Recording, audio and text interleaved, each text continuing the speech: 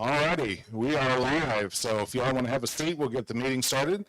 Good evening and welcome to the Kansas City Woodworkers Guild monthly meeting. This is the first meeting of 2022. Hopefully it'll be better than the last couple of years. We've got a reasonably good turnout, so thank you all for showing up tonight. First of all, if we have any guests, this is your first time coming to the Guild, would you stand up? Let us say hi to you. Welcome to the Guild. Thank you for coming. Do we have any brand new members tonight? Fantastic, thank you. Generally, we go on through a bunch of other reports, but we're going to let one of our guest speakers tonight, Wendy Lithgow, talk. She is with a registered nurse with St. Luke's, not only cardiology, but all kinds of other departments over there at the hospital. Works all over the city, but she's going to, this is our annual safety meeting. We always try to do something on safety. She's got a great quick program on how to put together a first aid kit for your own home, stuff that you can get locally. It's not a big elaborate thing. She does ask that if you have any questions, wait until the end of her remarks because she may answer your question in her remarks. But then so let her go through the whole thing and then we'll get to going. And she's also going to show us that we do have an electronic defibrillator here, and she's just going to go over that briefly too. So Wendy, come on up and thank you for joining us. Thank you. Turn that back on. Okay, she's also a member of the Woodturners Club. Yes. And we won't hold that against you. So.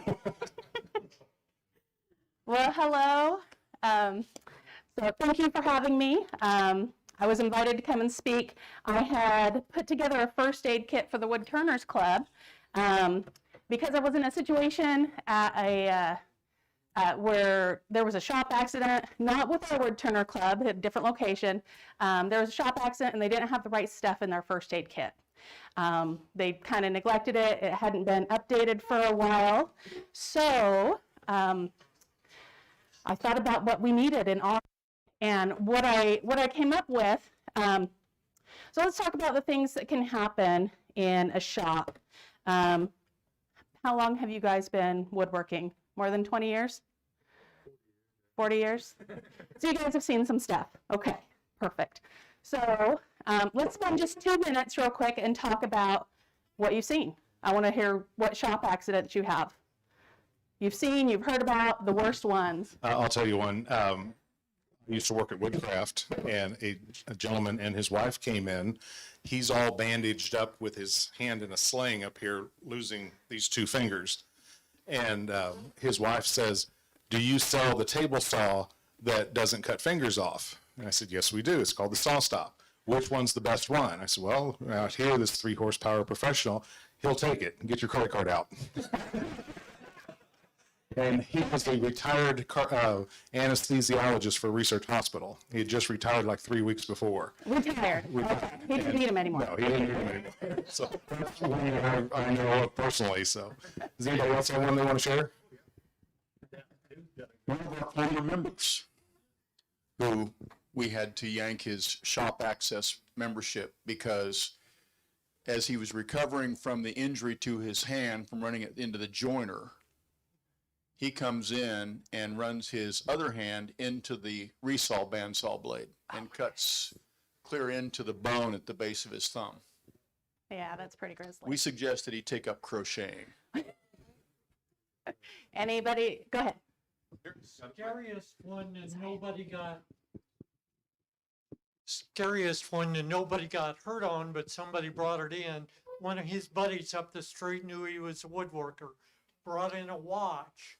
The guy had been working all day in the shop, shut down, went up to take a shower, looked down at his watch.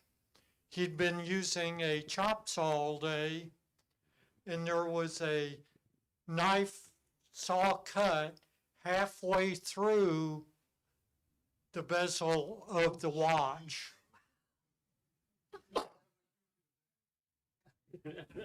A little scary. I mean, nobody hurt, but I'll bet that guy was real careful after that.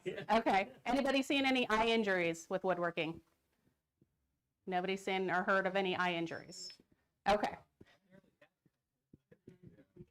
Very common, very common. So, so amputations, severe lacerations, I've seen skewering, eye injuries, like I said, are very common. So if we had one of those, is your average first aid kit going to cut it? If you have a major hemorrhage, a major bleed, amputation, is what you pick up from Costco, is that good enough? No, not usually. Not by half. So they don't have equipment for a major trauma. It's not sufficient for a major bleed, and they're mostly Band-Aids, right? So that's not going to work. So a couple things about first aid, why it's critical, why it's important. First, it's going to save lives, obviously. It's going to prevent the situation from becoming worse, deteriorating, because when things happen, they tend to happen quickly, okay? Next one, you can communicate when you get medical help involved, you can communicate to them what's happened, okay? The backstory is really important. It reduces recovery time, and then it can make the difference between a temporary and a long-term disability. So those amputations that we've all heard about, we've all seen, we all know woodworkers who, you know, have had that happen, unfortunately. So it's a big deal, and it's to be taken seriously. So we talked about amputation, we talked about bleeding, eye injuries. We didn't talk about blunt force trauma, where things just come out. I know there's the saw stops now, but not everybody has them. Not everybody's using them correctly. Sometimes you have old equipment. So blunt force trauma. So in my world, in wood turning, we lathe, and sometimes, you know, the wood explodes, it comes out of the lathe, and it comes right towards your face, right?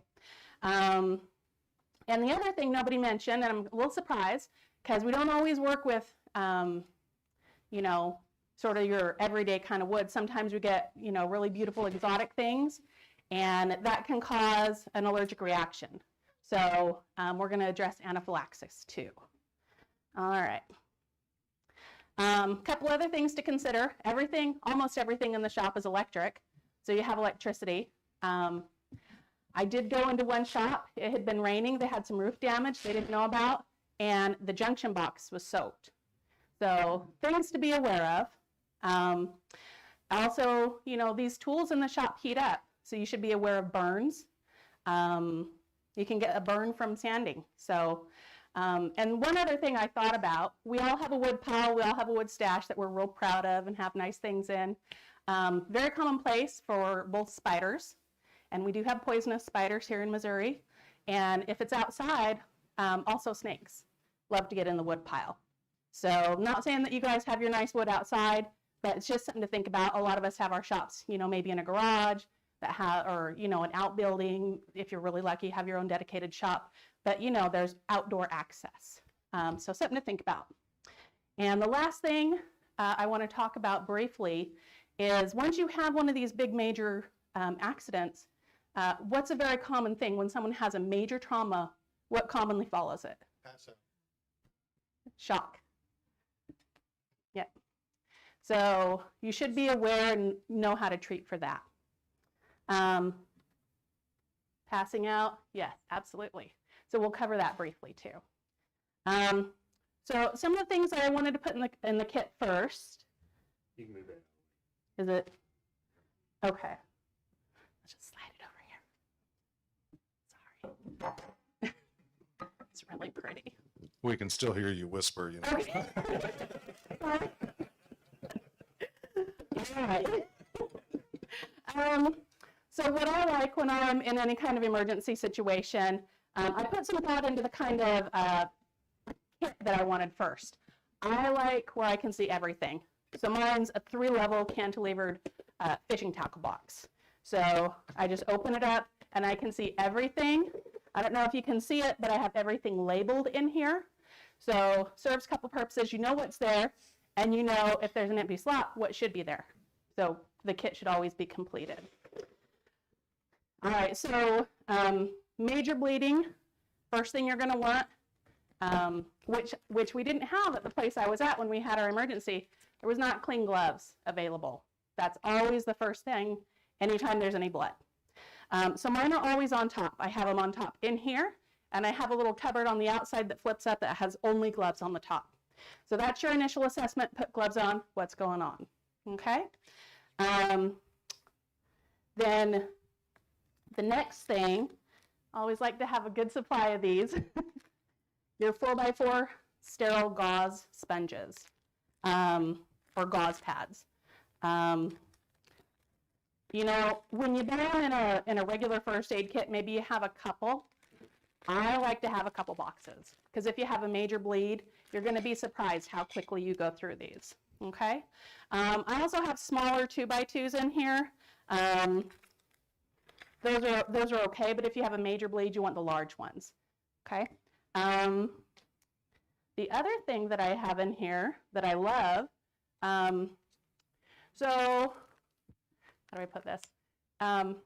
Commonly, your woodworker, woodturner demographic might be a little bit older, might be on like a baby aspirin or something like that, some kind of antiplatelet daily regime. And it can be very hard to clot blood that's been any kind of blood thinner or antiplatelet can make it challenging if you have a major bleed. So what I like to keep in my kit is some hemostatic granules. There's lots of different kinds. I have 2 in here. I have a big one. Doesn't matter what kind you have, really. It should say on the back the expiration, lot number, stuff like that. So if you do end up using these and you can't control the bleed after, 15, 20 minutes of direct pressure, don't be afraid to use these. Pour it directly in the wound, okay? Take the kit with you when you go to the ER, because if you have a major bleed, you're heading to the ER. But this will clot anything. It's wonderful. And you might need more than one, so don't be afraid. I've got several. We've got the large bandages with the clotting agent in it. That's the other thing. Yep, so the hemostatic impregnated cloth. Yeah. Yeah, for everybody that don't know, we've got one in this cabinet on the wall here. And there's another one on the cabinet in the kitchen.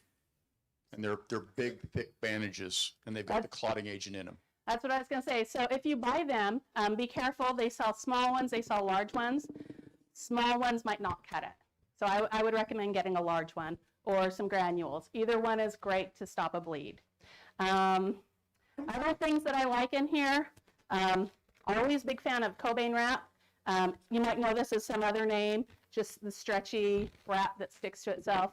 You don't need any sort of clips or anything to use it. You can tear it. You don't need scissors. It's awesome. So this you can wrap with gauze. If you have a little sprain, you can wrap a wrist. You can wrap an ankle. I have 2 different sizes in here.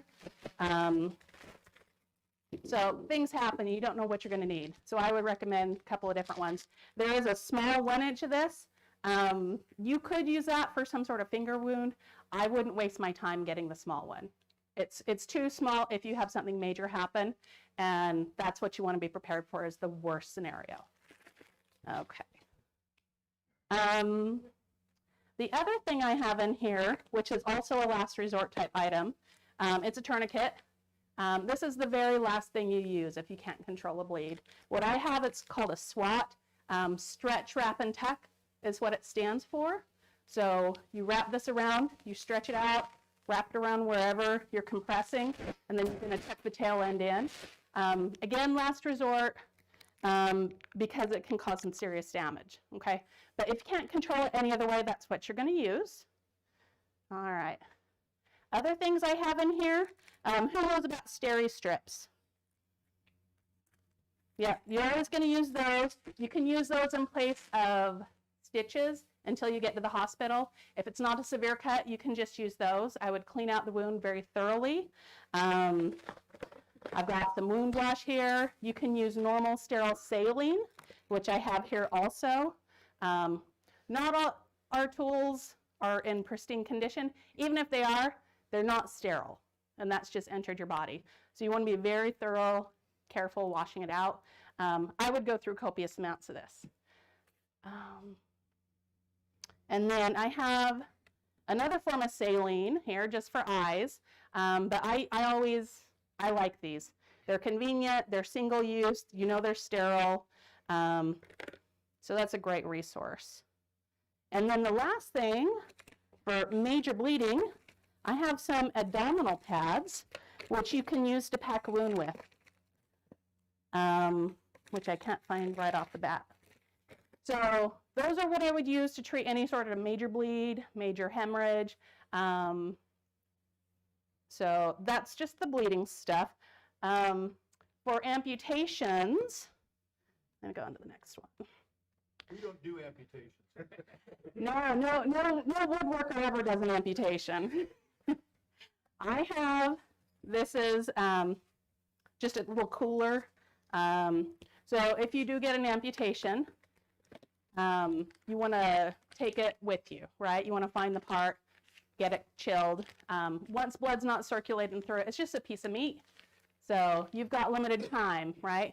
So do you just grab it and just throw it in? What I would recommend, I would get some gauze, sterile gauze, pick it up with a sterile gauze, put it in here, and then you're going to put it in here. I would use the cold, you guys have seen these. These are the squeeze cold compresses. They have an endothermic reaction once you squeeze and shake them. Or you can use ice. You don't want to get the amputation frostbitten, so you don't want it directly. So wrapping it with the gauze first is what you want to do. You know, and it's not overkill if you end up using it, right? So, and it happens more common than we like to admit. So that's what I would use for an amputation. And then once you have that, you know, you call 911 right away, because an amputation, someone is likely going to go into shock. Okay, they're losing blood, their blood volume's going down, they can easily go into shock. So someone who's going into shock, you're going to lay them down as long as, you know, it's not going to, nothing broken. Lay them down, elevate their feet. You want that blood pour the body. You want to keep the patient warm and calm. So in my first aid kit, I also have an emergency Mylar blanket. You know, yes, you are in your shop, by your house, wherever you're at. Usually there's some other thing to keep them warm. I know the Woodturners, we travel, we set up at different locations. I actually take this kit in my trailer. So I have it when I'm camping. But there's a lot of good uses for an emergency Mylar blanket. I would never be without it. All right. And oh, eye injuries. Eye injuries that nobody's ever seen or heard of. So I had lots of good pictures that I wanted to put up here when I was getting this presentation together. And I was showing my husband, and when I got to the eye pictures, he kind of turned a little green. And he thought that might be a little bit much. So I took them all out. But you get things in your eyes. Most of the time, you know, just a little bit of grit. But that can scratch your cornea. It can scratch your lens. It can be really irritating. But you can get large things lodged in there too. So, show of hands, are you going to pull it out? No. What is? Sometimes you pull things out just by instinct. Yeah. Don't do that. I know. So, if you get something embedded in your eye, it's so painful, you cannot open your eye. You're not going to pull it out. Your eye has layers to it. All right, the retina is the back layer. We don't know how far it's in. We don't know what it's attached to. We don't know if pulling that out is going to take something and dislodge it, right? So you leave it in there. You leave it in there, and we are going to stabilize. We're going to put a cup over the eye, leave the projectile, whatever it is in there. You're going to put a cup over the eye. Paper cup works. I have a sterile sample cup. So you're going to tape this with your medical tape to the eye. Okay? You're going to go around the head. This does not move. Okay? You leave a little bit open on the bottom so any kind of drainage can come on out. But eye injuries are really severe. And this is exactly where first aid comes in, because that can be temporary. It can easily be permanent. And that's life-changing, right? The other thing that I really like for looking at eye injuries, so what I have here is a lighted magnifier. So I don't know if you can see, but this is great for any injury. You know, it's hard, you know, you're not always going to be in perfect conditions. It's not always going to be the middle of the day. You're not always going to have good vision, right? So I have a lighted magnifier, and then I also have a little pen light, so I can get a really good view of what's going on. It's always good to have extra light, extra resources. My eyes aren't great. You know, I don't wake up with perfect vision. You know, and by the end of the day, I'm kind of just really fatigued with it. So that's what I like. That's what I recommend for eye injuries.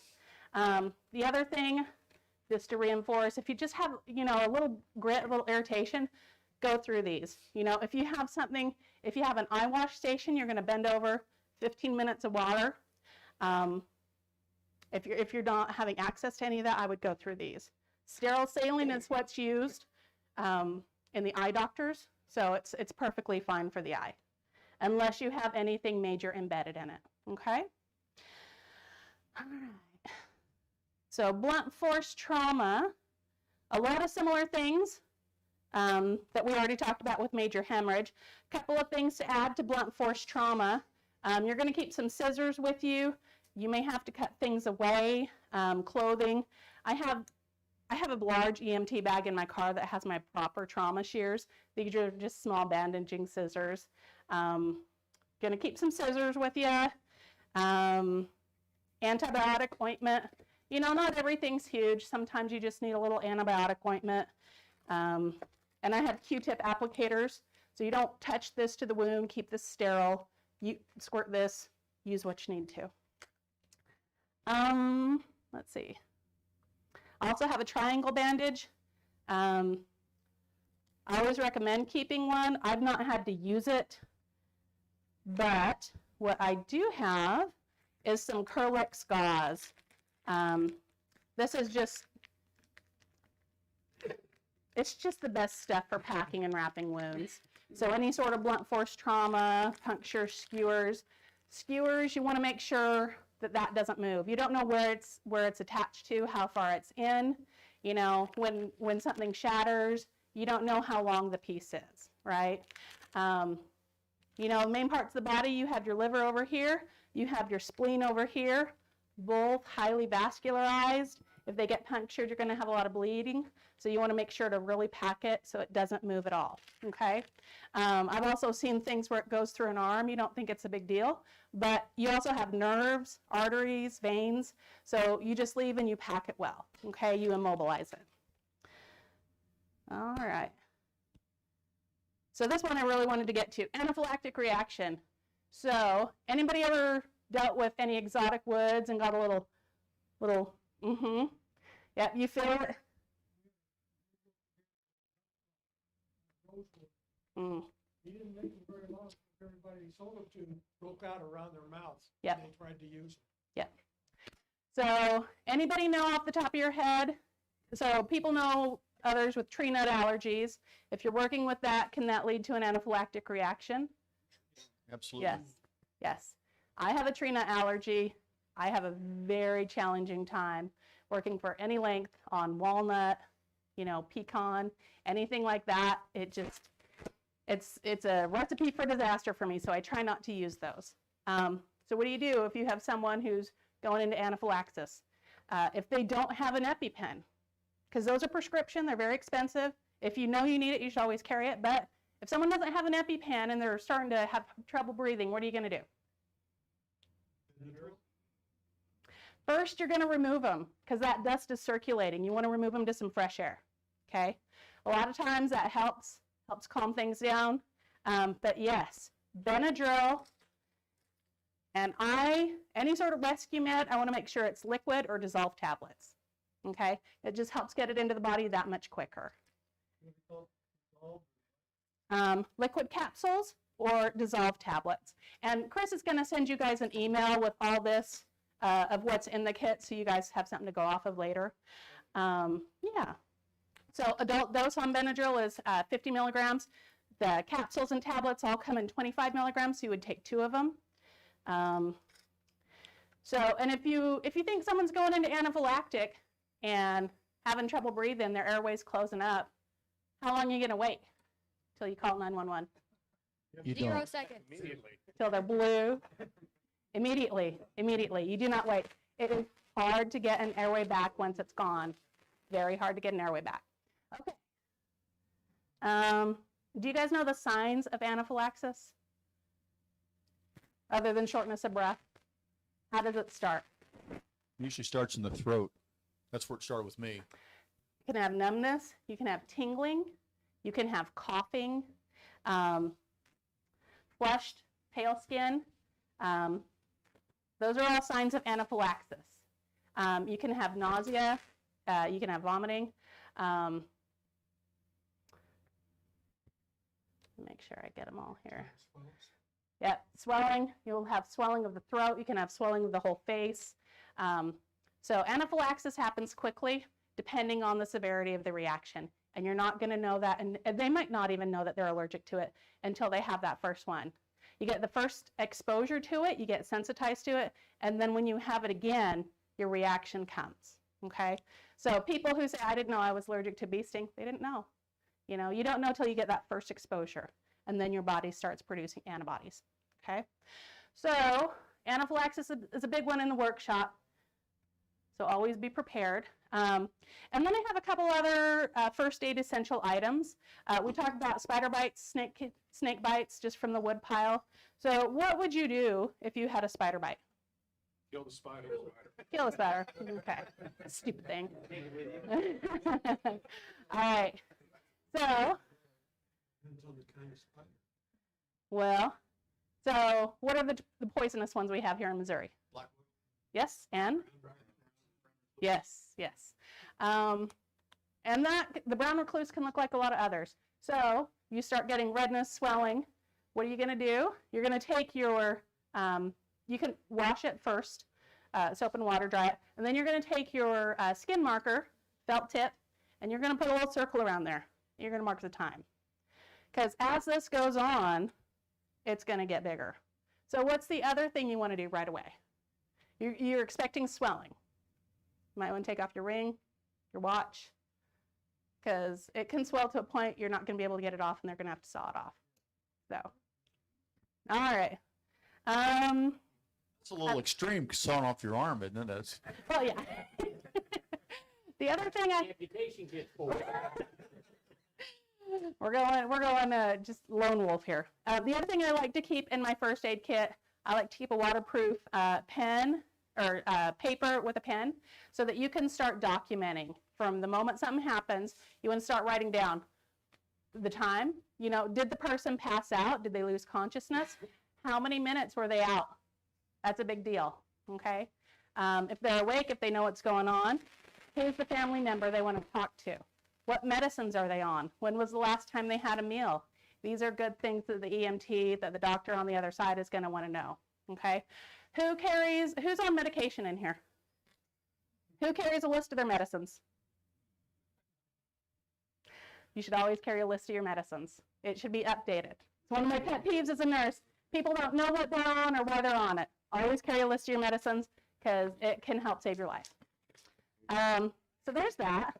The other thing I like is tweezers. And one of the last things I want to mention, I think we've covered most everything else.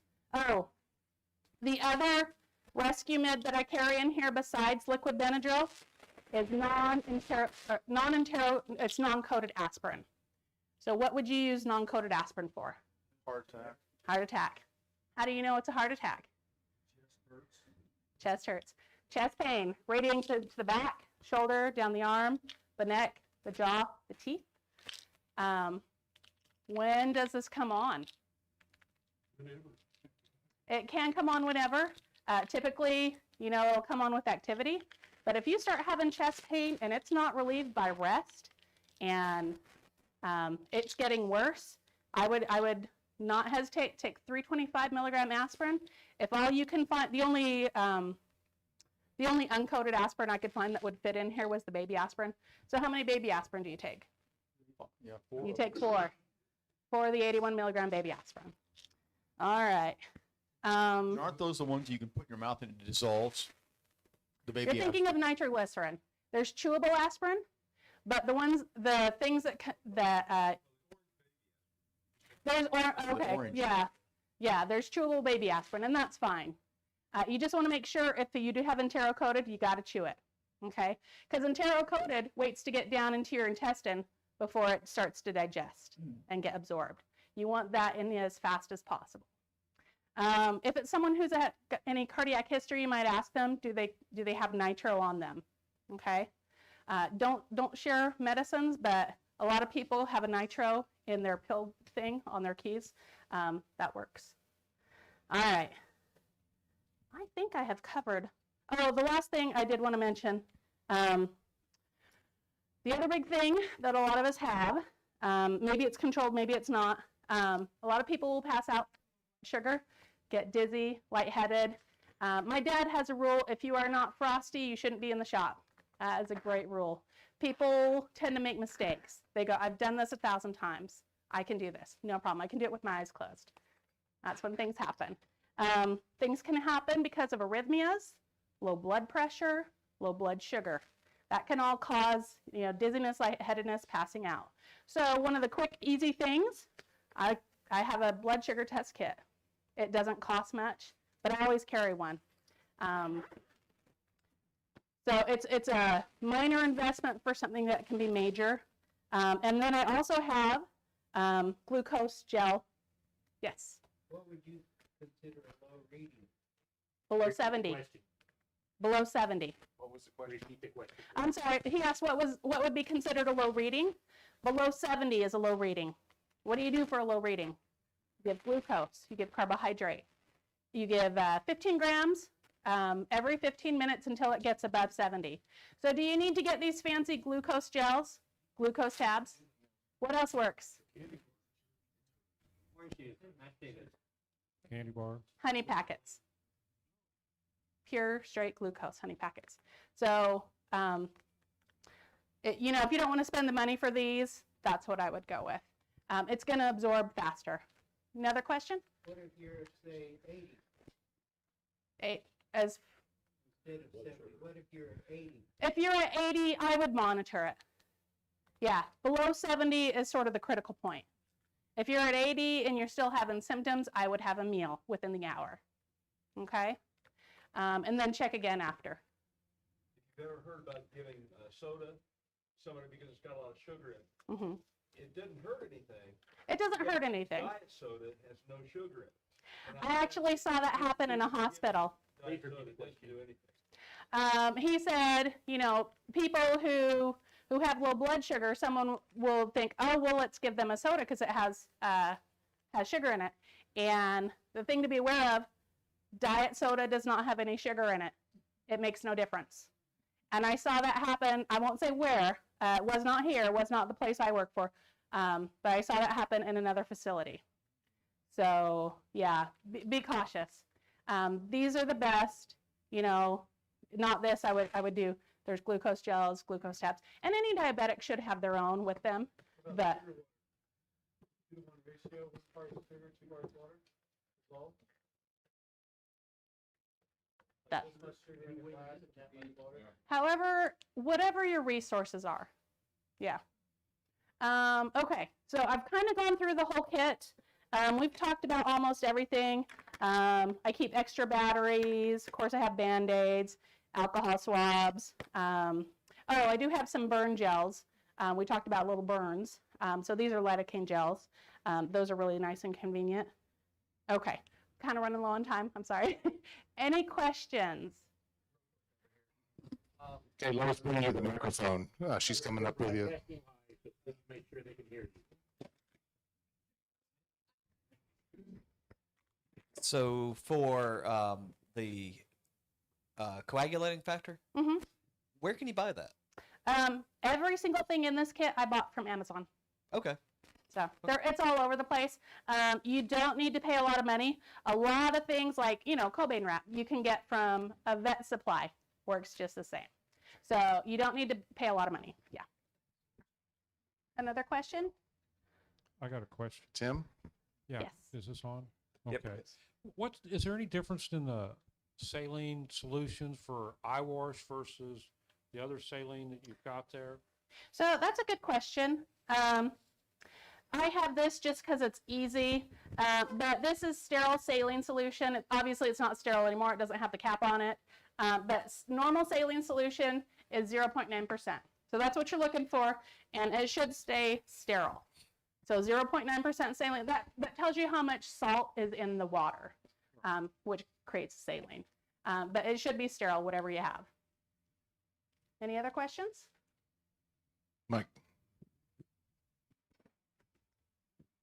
At one point in time, we were always told to put hydrogen peroxide on a wound. No. I understand that has changed. Yes, yes. The guidance on that has changed. You don't put hydrogen peroxide on a wound anymore. Yes, we used to do that all the time, thinking it was killing the bacteria. So on a surface, it's fine. It does kill bacteria. What it does in the wound, it's going to make healing harder because it actually sort of chemically cooks the tissue. So it makes healing harder. Okay, so alcohol does not go in the wound. Hydrogen peroxide doesn't go in the wound. The only thing that goes in the wound is either sterile gauze if you're packing it or normal saline. Okay, you want to get anything out of there that you can. So that's why, you know, copious amounts, let it just drain out. But you don't put anything like that. Good question. any other questions? What about iodine or mercurochrome for us older people that had it growing up? Iodine, that is one of the sterile things. Most people don't keep it on hand because it's a mess. If it breaks, it kind of makes everything brown and ruins it. But iodine is one of the sterile things. So we would use it in like surgical prep, but it's not a common one. I wouldn't put it in the wound. My mother used to put mercurochrome in everything, on everything. All right. Oh, I'm sorry. The very last thing, make sure you have a first aid handbook. The American Red Cross has some excellent ones.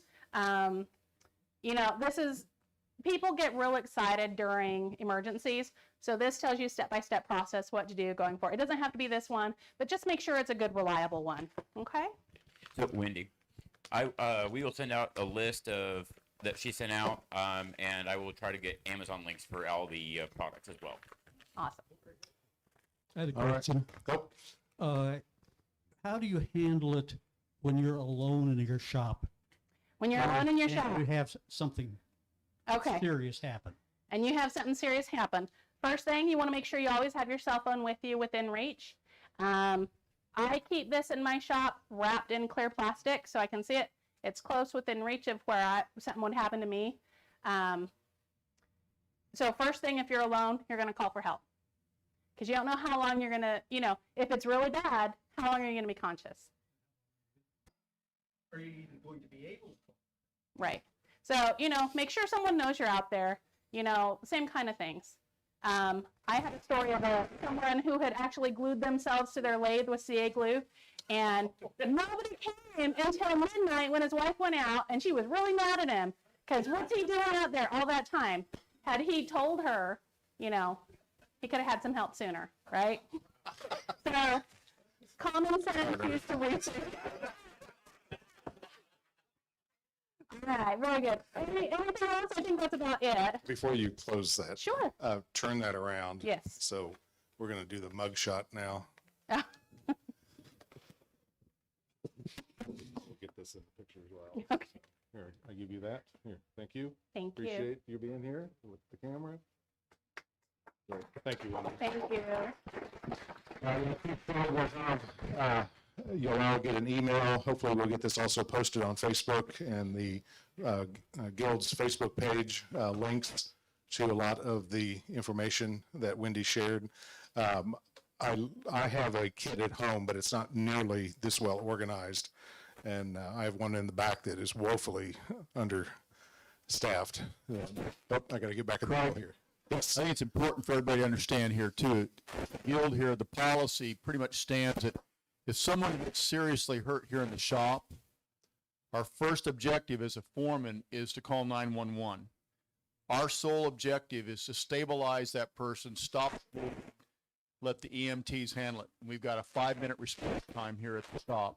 Yes, So even that, yeah. it's best if the EMTs do any kind of serious work.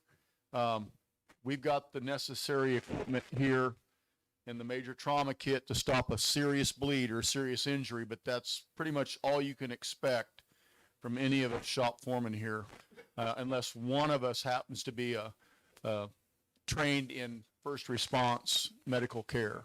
And a lot of times as a shop foreman, well, no, they're just transport. They don't treat. Referring to our new neighbor over there. A lot of times as a shop foreman, I may ask you, call 911 while I help this person that's laying on the ground. So don't be afraid to, step up and at least do that one thing if we ask you to do something. Fortunately, knocking on wood here, we've not had any really serious issues here in the shop. Another thing too that kind of goes back and forth, driving somebody over to KU Med Center, if they go into shock in your vehicle, how are you going to be able to help them? I would be personally reluctant on me putting them in my own car or truck and taking them over there. I'd much rather the emergency response came here. So that's just me. So anyway, Wendy, thank you very much. Yes, we have a question. Oh, a what? An airway? No. Unless you're trained to use those, no, you can't use them. Okay, so that you're talking like a ventilator type of thing or something to get air into the lungs? Okay, yeah. So we do have an automatic defibrillator here. It's right over here on this wall. And most of the shop foremen have gone through training for that, and they've also gone through training on how to break your sternum if they need to get your heart pumping again. So, and that's probably something that we need to do here again pretty quick, is get that underway, get reevaluated or reacquainted with that. So anyway, Neil. Only other thing that I've run into that I got lucky on. It's not on. Nope. No. The only other thing that I've run into that I got lucky on, fooling with bungee cords, and you're always doing something right, cinching down something.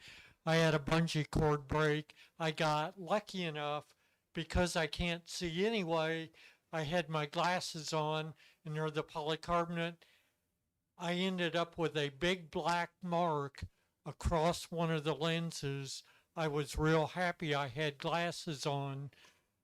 You can't always do that, but when you're fooling with something as simple as a bungee cord, It snaps back in your face. Yeah, snaps back in your face, and you're in a world of hurt real quick. that's a good point. Well, thank you. Let's see. I've lost my notes here. What we're doing next? Oh, no, we're going to go through the reports here real quick. All right. Let's see. As president, I have nothing to report. Cal Hobbs, our vice president's not here tonight. He has nothing to report.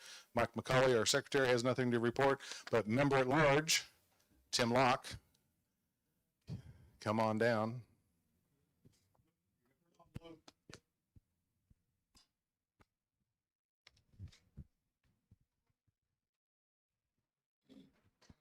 Thank you, Craig. The nominating committee is still working and is looking for volunteers for guild positions on both leadership committees and board positions. We have some of those positions with one candidate in it. We're always interested if somebody else is interested in stepping up and help making this guild continue to work. So it's a volunteer organization. We need volunteers. So please contact me or Mike if you have an interest or a question about the duties and responsibilities. What officers and positions are open? We have 3 board positions that will be that are up for election this year, and we have committee members that are up for election. Communications, training, membership are all up this year, and we have some of those positions filled. So let me know if you have an interest in safety. Pardon me, I left that one out. It's important. My apologies. We're looking for The topic of somebody our to step meeting up tonight. for safety, All right. for the safety committee. All right. Anything else? All right. Thank you very Thank much. Moving on, Gary Melke is our treasurer. He's got a, so this is the guy who you send all your money to when you send in your dues. This time of the year, he has a big smile on it. Well, this is my time to shine. And last year, I asked for some advice as far as preparing for this presentation. And they said that you had to have a goal for the presentation.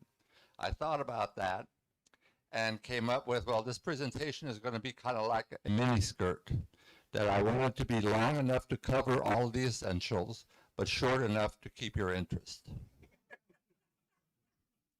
Okay, so if you want to bring up that first slide. Second slide. This is kind of a overview of what's going on here. As you can see, we have a little over $245,000 in our reserve, and that should indicate that we are financially sound. We use the cash accounting method, and we use that, which is the method used by the majority of nonprofits our size. It means that we recognize our revenue when money goes into the bank, and we recognize expenses when a check is written. We expense our equipment, so we do not appreciate, and that makes the statement fairly simple. So you have a cash and equivalences, which is what we have, and then we don't have any liabilities, so all of that money is available. We want to go on to the next slide. This kind of indicates, okay, how did we do this year? So we started the year, oh, I'm sorry. This is where we have our money.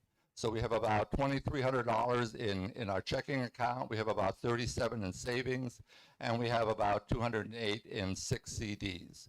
Those CDs vary in maturity and also in the amount that's in those.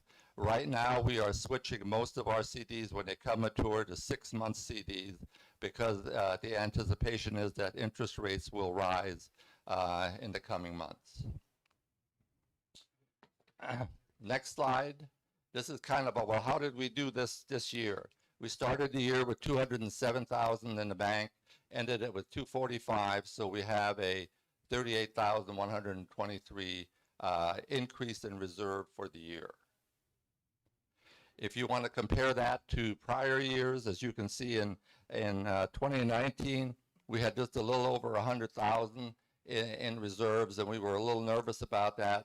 So we kind of cut back on our expenses, and hence our change in reserve has grown. As we have increased our reserve, we have been more liberal with what we're spending. So you can see that that's the way the last 3 years looked, and the increases in the reserves over that period of time. If you want to look at the next slide, this is kind of where does our money come from? And you can kind of see that the majority comes from the membership. Now, these numbers, again, when we go back to the cash accounting, because we start our renewal of memberships in November, we have revenue that comes in for dues in November and December, and that distorts because that's really revenue that we will spend in 2022. If we are fairly consistent from year to year, that doesn't make any difference. This year, we had our membership that really kind of got on the stick here when they got that email from Jim. They knew that he would be sending it again, and so our increase this year was about $9,000. So our 93 is about 9,000 overstated from what it would normally be, and the same thing is true for our training budget. We announced a bunch of new classes in December. Those filled up really quickly. The expenses for those classes will be in 2022. And so we have about $7,000 that is maybe overstated in that. The opposite of that is true for the for our fundraising. Our fundraising, normally we get the cost of that is early on, and the money comes in later in life. So that the fundraising projects are probably understated by about 7K. So you can kind of see that our numbers vary a little bit, and you got to kind of watch it in order to say, okay, by God, we got 93,000. Next year we're going to have 93. Next year we probably will not have 93 in this number unless everybody again jumps in there and contributes, or even more people contribute. So you can see that in this case here, because I netted some of the amounts, we wound up with revenue of 135,000. Next slide is our expenses, and you can see here we're a little bit more evenly divided, or in groups. Equipment this year is probably higher than normal, and that is because we purchased our laser. We also purchased a Powermatic planer, a panel saw, and we got 4 power carving kits, so that our carvers now have the ability to do some very nice power carving. Not in this $22,000 is a very nice CNC that was donated to the guild by Mike Reish, and he did a lot of programming for Legacy. They asked him how much he wanted for his programming, and he says, well, why don't you just give the guild a CNC? So they gave us a Maverick CNC, which is a 3x5, and it is in the process of also being installed now, and we're doing some additional training for that. So all in all, we've spent our money wisely. Our rent here, this is a net rent, so the Turners pay us rent, so I reduced what we actually pay by this amount, by their amount. If you want to go and have a little bit more detail, here is a detailed rundown of what happened. As you can see, for the cash in and also for the cash out, there's so many different categories. Had we tried to put that on a graph, it would have been difficult to see. So in this case here, we actually wound up with revenue of 190 when you take the netting out. If you subtract the cash in from the cash out, it should still equal the 38,123, and that's the big number. Okay. Other than that, I guess the unusual item in our cash in, that we had some major repairs to an air conditioning unit on a roof, and we are responsible by our lease for the first $1,500. Anything after that, our landlord picks up. So we billed them, and they paid us the $3,498, which was their share of the repair for the air conditioner, and that's why that was there. And unfortunately, because of our limited, the pandemic has kind of limited the amount of people that come to our monthly meetings. Our raffle and refreshments and that kind of stuff has been lower than normal. Okay. And this is the cash out again. It's a breakdown of it, and you can see that our rent is really $49,000. And I wanted to talk a little bit about that, because that's one of the things that we did this year, is that we got into a new lease. And if we want to go to the next slide.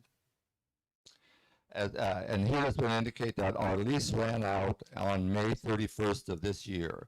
At that point in time, we rented 12,061 square feet of space. And our lease was a 7-year lease, which was negotiated with Dean Realty. And Dean kind of had a one all-inclusive kind of a deal. So at that point in time, we were paying $3.43 per square foot in rent, and we got a $320 credit. This building is kind of strange. It was constructed to be one client would run the whole building. When they started chopping it up, it was very difficult to have all of the utilities paid by whoever really used them. So we are running some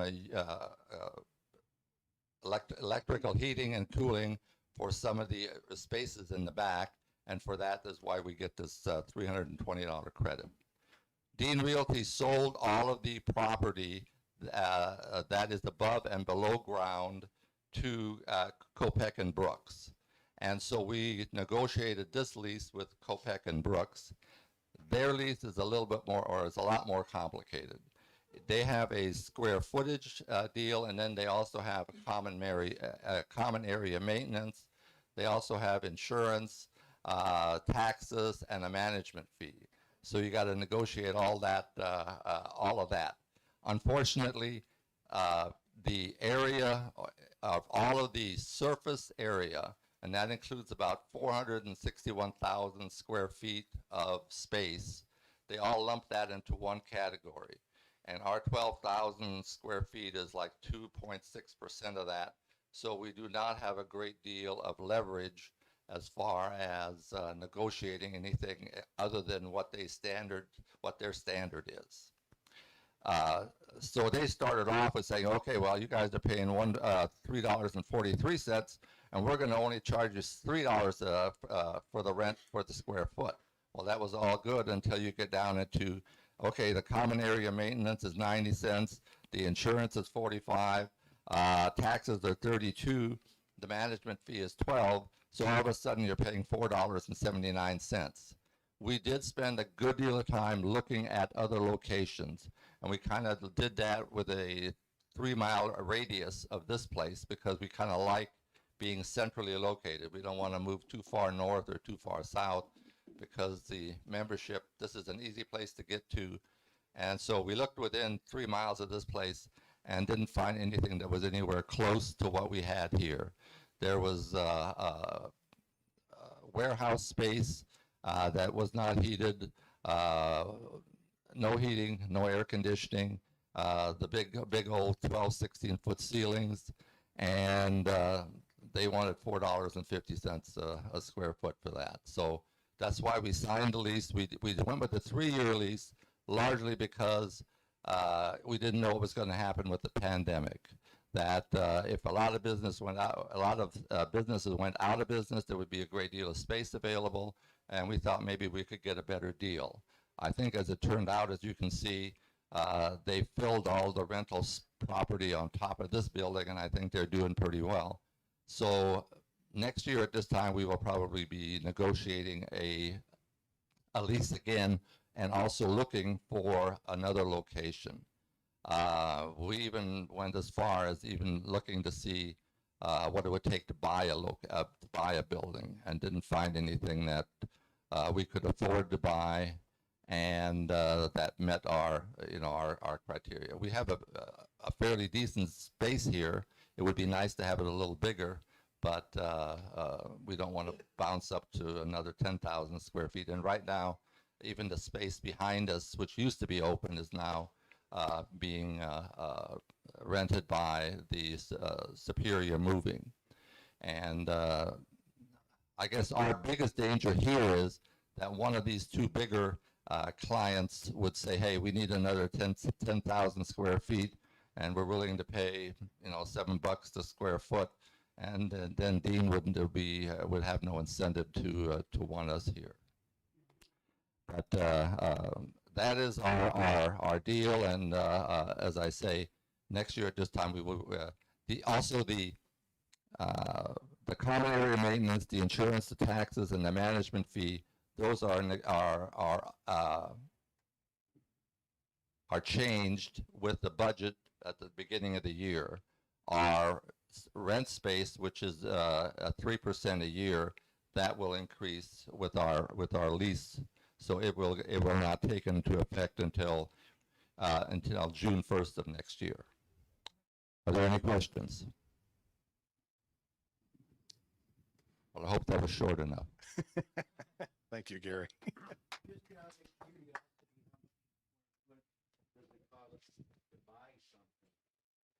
I think that varies. We looked at churches, we looked at schools, we looked at some warehouses, and again, you're talking $750 to $1 million, for something that is would accommodate us. And again, that is not something that is ready to move into. That is something that you would have to do a great deal of updating electrical, updating ductwork and all of that. And that's one of the reasons that we like to have a decent reserve, is because if we come to that, it's going to cost us in excess of $100,000 to move out of here and to get some other place. So we want to have the ability to do that if push comes to shove. Now, is that clause still in the lease that they give us a notice? We want to take over your spot? Well, they can't take over our spot as long as we have a lease. Okay. It's when we start negotiating, that's when you get the feeling, do they still love us or do they not? Yeah, I read the lease when I was working with Gary, and I mean, he has to be commended on all the work that they've done on that. But I was just like, oh my God, I can't believe that people do this for a living. So the lease, I mean, it was pages of just, and I asked so many questions. I think Gary and Tim got tired of me asking them, because I was still trying to figure some of that stuff out. And there's some of the stuff I still don't understand. So anyway, thank you, Gary. Appreciate that.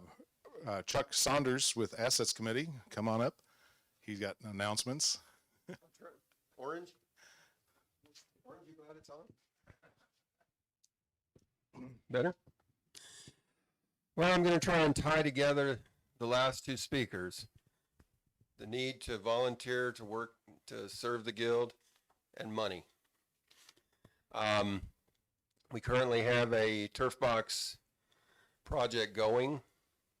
It's 1,000 boxes over the year. They are fairly involved and are going to take a lot of time. They're taking a whole lot more time than I can provide. And I need someone to feel the driving force to step forward and become the project lead on this project. So if anyone's been drinking and think that sounds like a good idea, see me now. Otherwise, after the meeting, we go to Tower Tavern and we drink until it sounds like a good idea. And if you don't drink, then we have to club you in the head, and then we have to get back to the first aid. And what do you do with contusions? And drinking's easier. Go ahead. But if you can, I would really, really appreciate the help on this. I'm not dumping it on you, but I do need someone to do the day-to-day running the team. Any names? Any?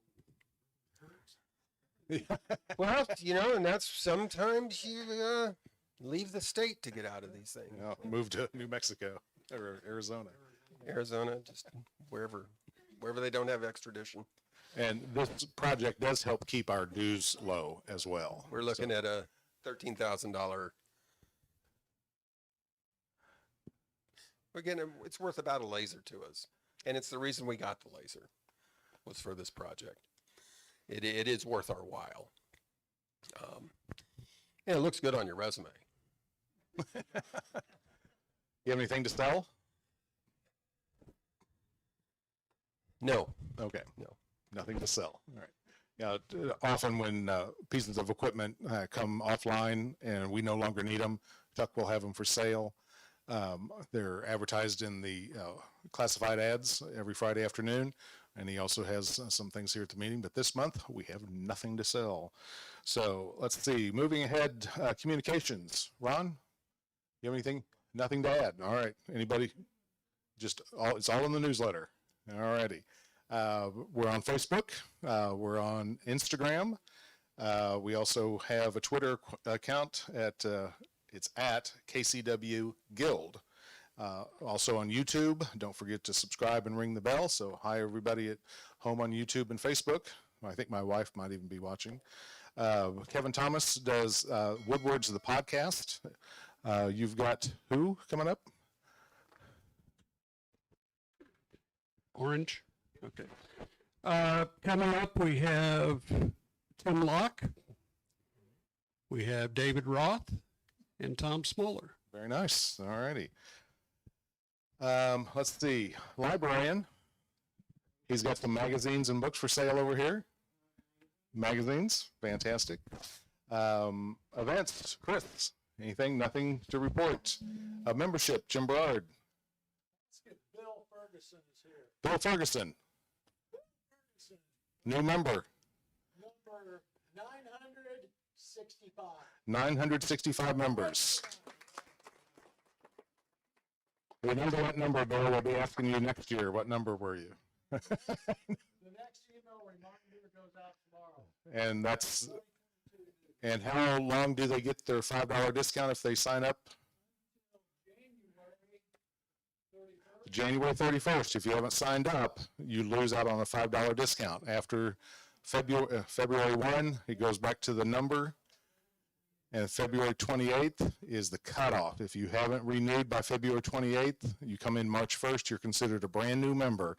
If you have shop privileges, you have to retake your safety training. So it behooves you, behooves you to get signed, re-signed up in January before February 28th. Right? All righty. Let's see. Programs? What's that?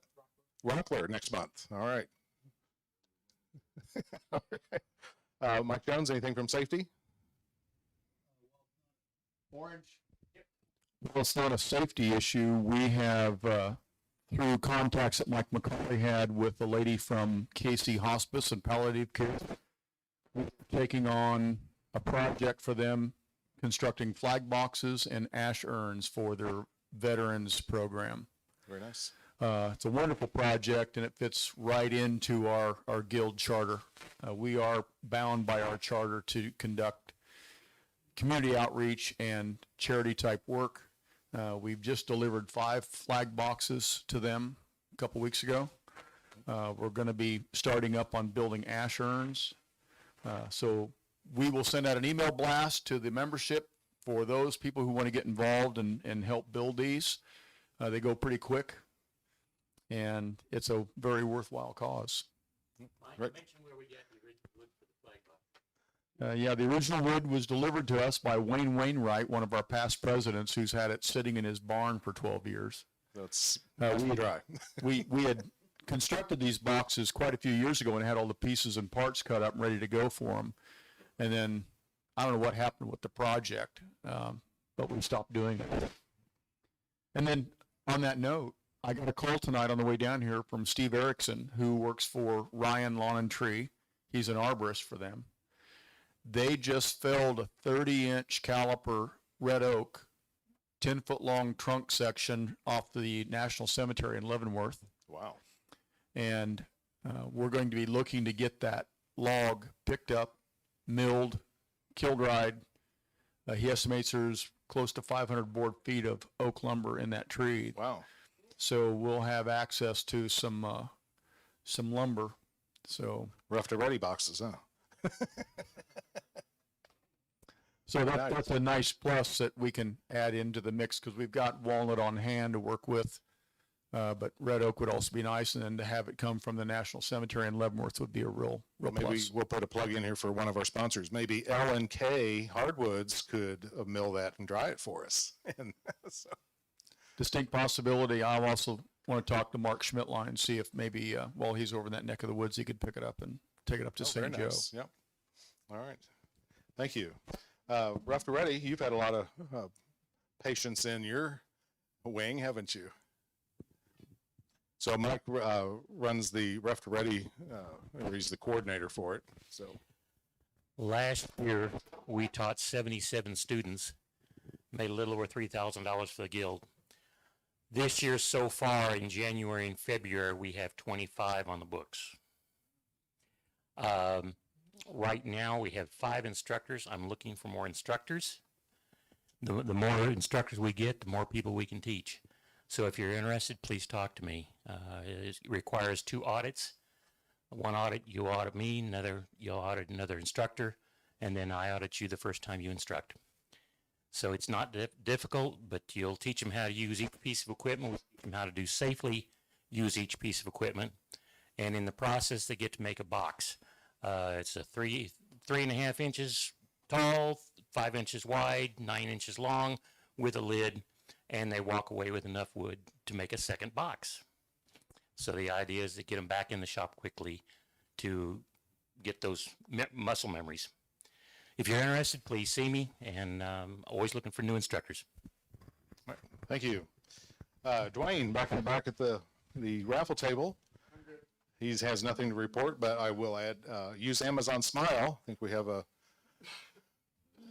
slide up there for that. If you shop on Amazon, go to smile.amazon.com, search for Kansas City Woodworkers Guild, and 0.5% of your purchase price comes back to the Guild. I got an email that $68.77 was the last quarter's of last year, that quarter's donation to the Guild.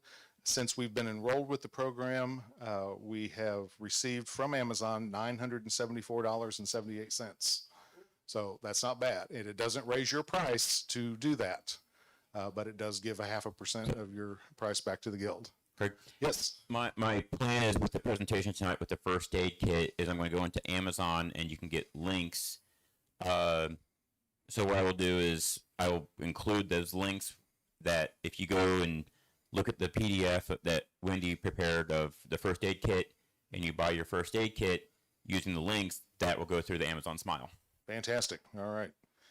Let's see. Training. Is Norm here tonight? Okay. So on the website and also in the newsletter, there should be articles in there about the different classes coming up. Skill Builders in February, Chuck Saunders on portable power tool maintenance and repair. No? What is it? What's that? Oh, it's going to be laser. Okay. Going to put off power tool to a later month. The CNC SIG, they'll talk about the new, and for those of you who don't know, a SIG is a special interest group. And so we have one on the CNC, there's one on hand tools, carving, power tool, scroll saw, and there'll eventually be one on the laser itself. Do we have anybody from CNC SIG want to talk? Meeting was yesterday, well attended, talked about bit selection. Is that right? Why do you use different bits? Hand tool SIG will be the fourth Sunday of the month. Is Rob here tonight? Okay. So his article, he should have something in the newsletter about that. Power tools, already talked about. Scroll saws, John Tegler here tonight. Oh, George, come on up, George. Scroll saw special interest group meets the second Wednesday of the month. As you said, we meet the second Wednesday of the month. It starts at 7 o'clock. We try to have things to show you. We always have a show and tell. And it's open to all members of the Guild. You don't have to pay a penny. All you have to do is come to the meetings. We will also be working with Norm on getting some scroll saw classes set up. So that for the beginning work, scroll saw people. And we hope to have that started real soon. Thank you, George. All righty, let's see. Our next meeting will be February 16th. And is Jim Bainey here tonight? I didn't see him tonight. You want to host show and tell, Mike? Sure. All righty. So we're going to do show and tell. Tom, do you want to wheel your big one up here, or do you want to just do it over there? Okay, well, let's wheel it up here. It would be better light, I think. What's that? Yeah.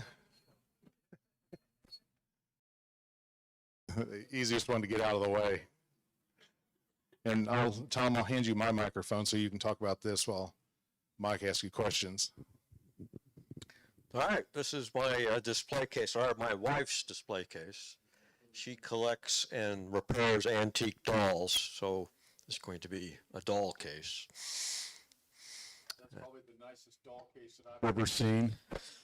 This is modeled, the top is a copy of a Newport style highboy from the 18th century, and just the quarter columns are the same thing. And I've not done either one of those things before, so I someday want to build one of those big secretaries, and this is sort of a practice run.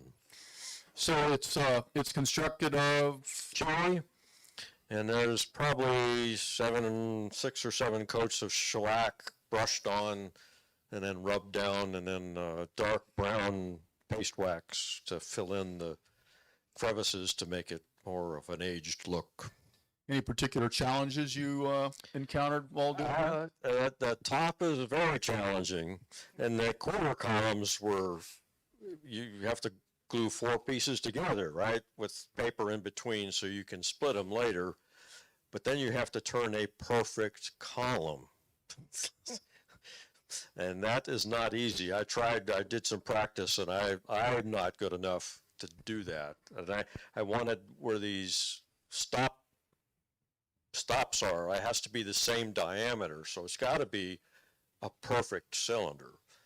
So I cheated and made a base, a tabletop for my lathe, and a holder for a scraping tool, and it rests up against a template, in this case just a straight bar, and so I just went down the whole thing and made a perfect column that way. Let me point out to everybody that Tom really just recently started woodworking, just a few years ago? No, I various stuff like this. Yeah, 10 years ago I wouldn't have believed I could do anything like this. So, but since I've been retired for 4 years, and I've started doing stuff like this. It would have taken me years when I was working, but I enjoy the challenge of being able to duplicate the kind of woodworking they did back in the 1700s. And how much time do you have in this piece? I started in August with the drawings, and that I think the base I said September on the base. So of 2021. I had the base done in August, and I thought I would be done in September, and I just finished the weekend putting the paste wax on yesterday. You know, I used to say this about Anthony. Right there too, so. I used to say this about Anthony, our illustrious woodturner. Anthony's from another planet. Tom is from the same planet. Yeah, it's got to be. Beautiful job work. I mean, it's just incredible. If you haven't gone up and checked this out closely, do so.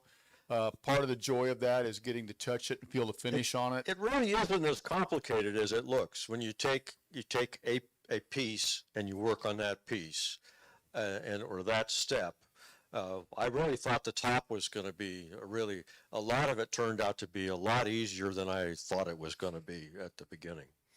I was sharing with Tom earlier, it's been some years back that I believe I was president at the time. I got a call from the curator of the American section at the Nelson Adkins asking if we had anybody in the guild who was familiar with period furniture work because he needed someone that could carve a flame finial. This little piece up here. Well, of course, Cal Hobbs instantly came to mind, and Cal had been a member of the guild maybe 2 years at that point. I called Cal, let him know that they were wanting to talk with him. I thought he was going to jump through the phone at me because he's been dying to get in the back room at the Nelson Adkins for years previous to that so he could take measurements, and because they've got the real deal there. It's Philadelphia highboy that they had at the American section, and I believe it's still on display. Cal carved one of the flame finials on the top of that piece. That's an actual 250-year-old piece. So if you've never been to the American section at the Nelson Adkins, you really need to go. They have the most incredible selection of furniture types from around the world, and it's definitely worth the time to go and check it out, especially as woodworkers. We can appreciate some of the detail and the difficulties that's involved. I've just been working from pictures. I would love to see one of the actual secretaries from that era. Well, the next time they call me, I'll just have them hook up. Well, we had that Calvin had a class. We all toured the museum there, but I'd like to see some of the original, these really tall secretaries that have these intricate shell carvings on them, like with a chest I made. Incredible work. Yeah, questions?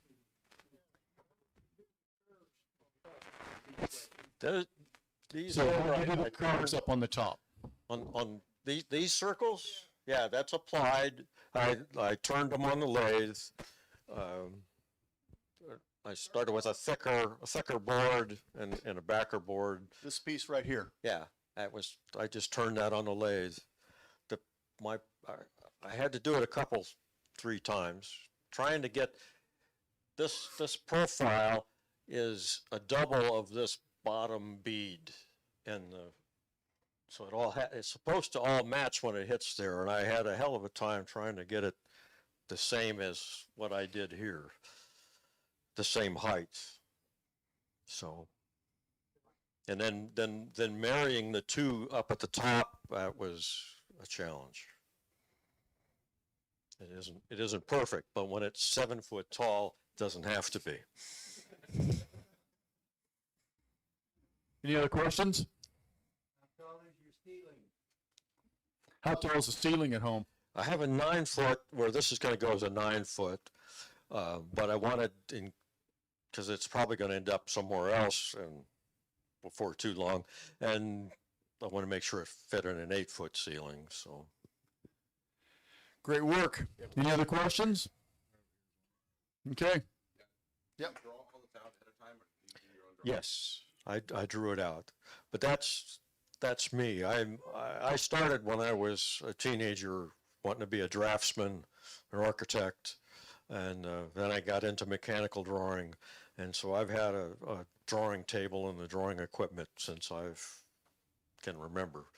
So, and I enjoyed the drawing part and figuring it all out on paper rather than the CAD.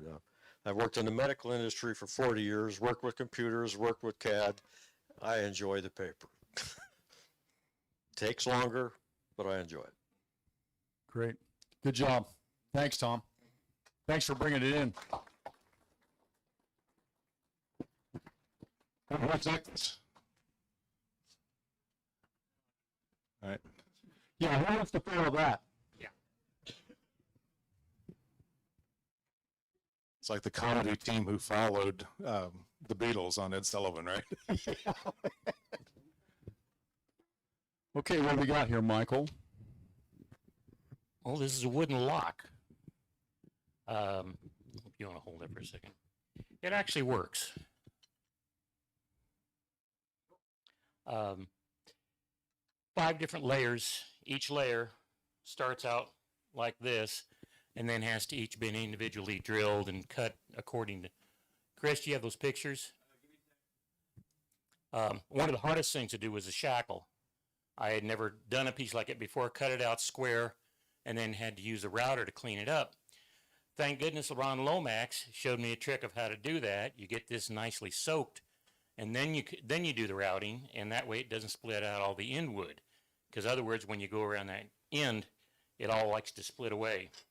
I got the book about how to build locks, and that's where I got it from. I originally bought one of these when I was up in doing Renaissance festivals, and I was up in Minnesota, and a leather worker had one of these, and I said, well, that looks interesting. He says, yeah, I wanted you to just prove that I could make it. And I said, well, how much do you want for it? He told me. I said, sold. And then I got the bug. I thought, well, I enjoy building toys. I enjoy building novelty items. So I decided to build a wooden lock. So there's a spring mechanism and everything. You look there. The key, the bottom, there's an inset inside the bottom that where the key goes. The key only goes in one way.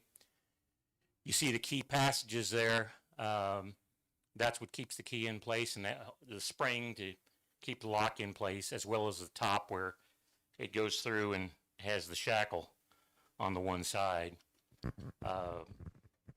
Trying to build each of those, it was actually a lesson in learning how to do precision work.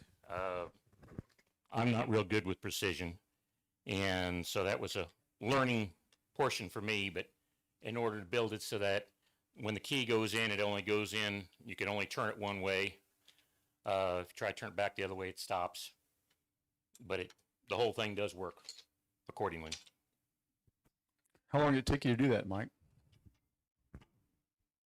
Total hours, probably maybe 8, but it actually took me about 8 months. I would work at it for a while, get frustrated, and then set it aside and go back at it again. Nobody can relate to that. Thank you. Any questions out there? Nope. Who's next? Well, I didn't really want to follow Tom Smaller on this. What do you got, Mike Jones? This is a result of making a larger one for a friend who wanted to have a large enough cutting board that he could do a complete brisket on it. So his board's 24 by 18. And I asked if I could take a little artistic license with the project, so I did it all in in-grain maple. I thought, I've seen these patterns online where they do kind of the brick pattern. So I went ahead and glued some cherry that I had laying around in between and ended up making the pattern. So it's all in-grain except for the strips of cherry in between the runs. I wasn't about to go through that trying to put in-grain cherry across all those glue-ups because the glue-ups were not fun. As I'm gluing it up, I'm discovering that my sides are not perfectly 90. We all know what happens when you don't have perfect 90s on your glue joints. It has a tendency to get a little bit of a bow in it.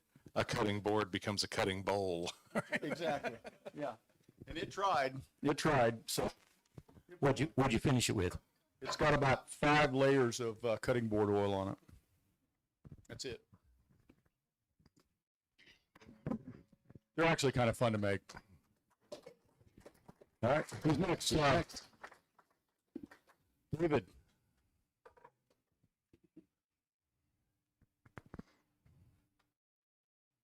you doing, Mike? So David, you finished it. I did. Thank you. This here is a Marquetry Panel. It's a type of bird that starts with a W. I forget what kind it was.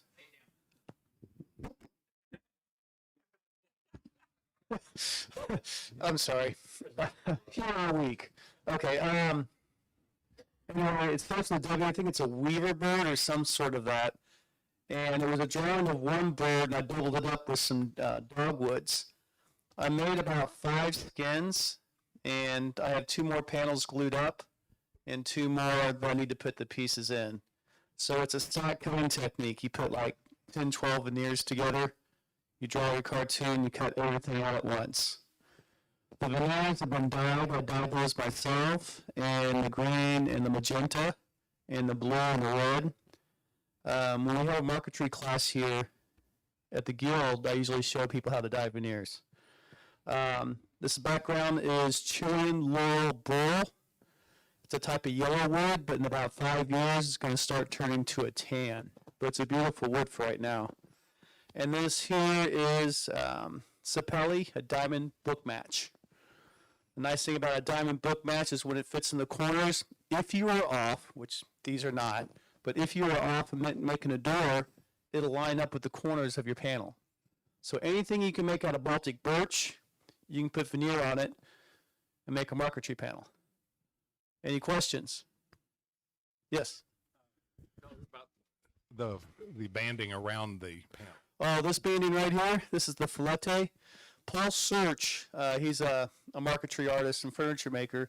He had some available. He was moving to Hawaii.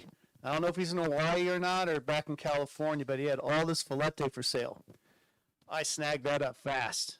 He had like 90 pieces, like 3-foot strips. So that's tulip wood. That's a 7-piece filete. So tulip wood cross grain with holly, ebony, and holly. So yeah. So Again, if you haven't checked it out, go over and check it out. Get up close and look at it. You've got this finished with water-based Enduro varnish. It's a water-based Enduro varnish by General. Put 3 or 4 coats on it. Makes the wood a little bit darker besides regular water-based. Water-based will just, if you put it on walnut and cherry and sapelli, looks like crud. Enduro varnish will bring out like an oil finish, a slight oil finish. That's the reason why I like the Enduro. If you want it on maple or poplar, it's beautiful water-based. It won't change the color. It stays it clear. So David usually teaches this class at least once a year. For you new members, you newer guys, Our class announcements go out on Tuesday evenings around 7 o'clock. You always want to be kind of close to your computer when that happens, because those classes book up. David's especially will probably book up within a couple of hours. I would strongly encourage you, if you haven't done so, to take one of David's classes. He gets into a level of detail that you wouldn't really find unless you go to somewhere else in the country for a class. And the students that take the class, you've had it, Matt, they all do a great job. And Jim back there, yeah, they're all completed. It's a 4-day class, isn't it? Or 3-day? It's a 3 or 4-day class, so it's a lot of fun. So, good job. Any questions for David? If you have any, I'll be over here during the break too. So, thank you. Okay, who's got the bird?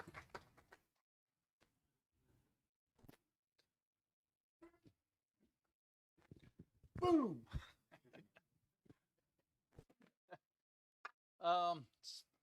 So I did this in a class with Dan, and we worked on it for, I don't know, it was about 6, 7 classes. No, not months. No. It probably took, I don't know, maybe 40, 50 hours, something like that. And it's Tupelo, and it's all hand done, power tools also, but this is the 4th bird I've done. It's amazing. Again, if you haven't seen the detail in this carving, you've got to go up and really look closely at it. You've done an extraordinary job, and of course, Dan is an incredible instructor. Again, another class offering, you do a couple a year. When it comes up, he's only got room for 4 people in his class, so you got to be quick when you sign up for Dan's class. Excellent job. Thank you. Okay, Ed. So this is Ed Stewart. Ed is one of our key people on our CNC SIG. Ed is our go-to guy right now. If you want to get trained on the CNC, he's one of the 3 people that's responsible for that. In addition to Gary Melke and Patrick Gleason. Thank you. So you've got an absolutely beautiful walnut tray here.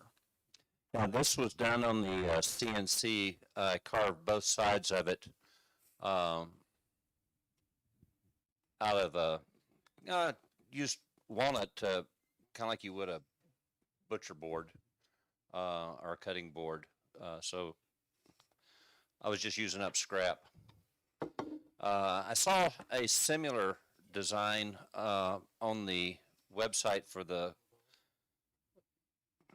software company that we use here, and that board or that box had ears that stuck out quite a bit longer, and I didn't really care for that appearance, and so I just went in and started designing, and had to learn a lot about the software in order to get it.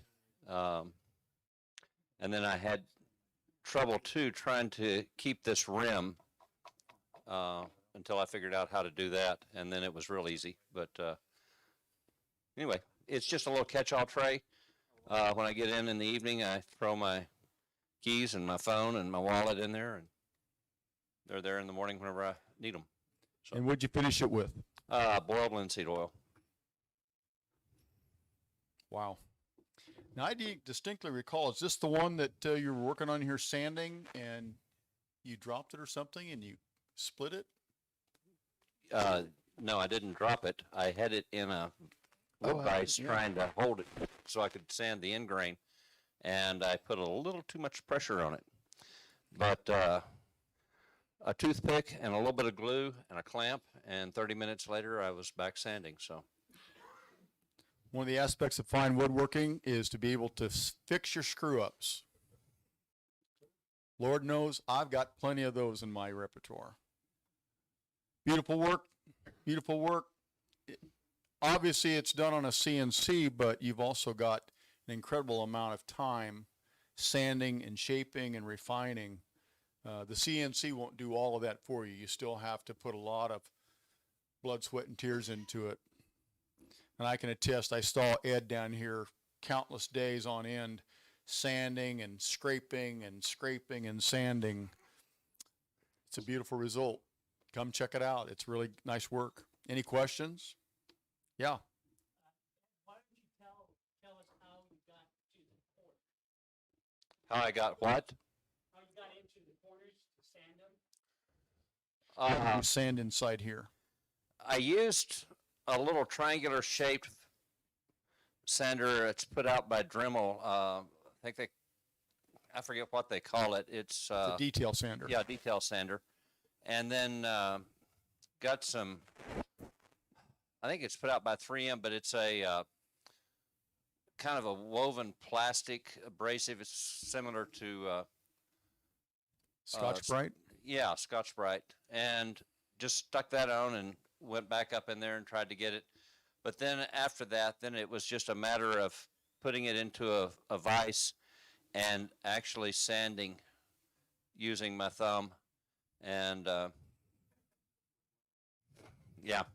it got tender there for a while. And I could sand for maybe an hour a day, and then I'd have to wait a day or two to come back and work on it some more. Sanding this end grain in here on the inside was the difficult part. On the outside, it was just a breeze. But just getting inside on the end grain was a real problem, real challenge. Any other questions? Yeah. Do you have to use more than one bit? Do you have to change bits to do that? Question is, do you have to use more than one bit, or is there more than one bit that you used in the CNC to get that? I used two separate ones. One was a tapered ball nose that I used to do the contours. No, wait, I used 4 bits. I used a 1/2-inch end mill to kind of hog out the inside of the tray, a 1/4-inch end mill to get in a little bit closer around the periphery of what I'd taken out with the 1/2-inch, and then used the tapered ball nose to do the contours on the inside, then flipped it over and secured it to the table, and back to the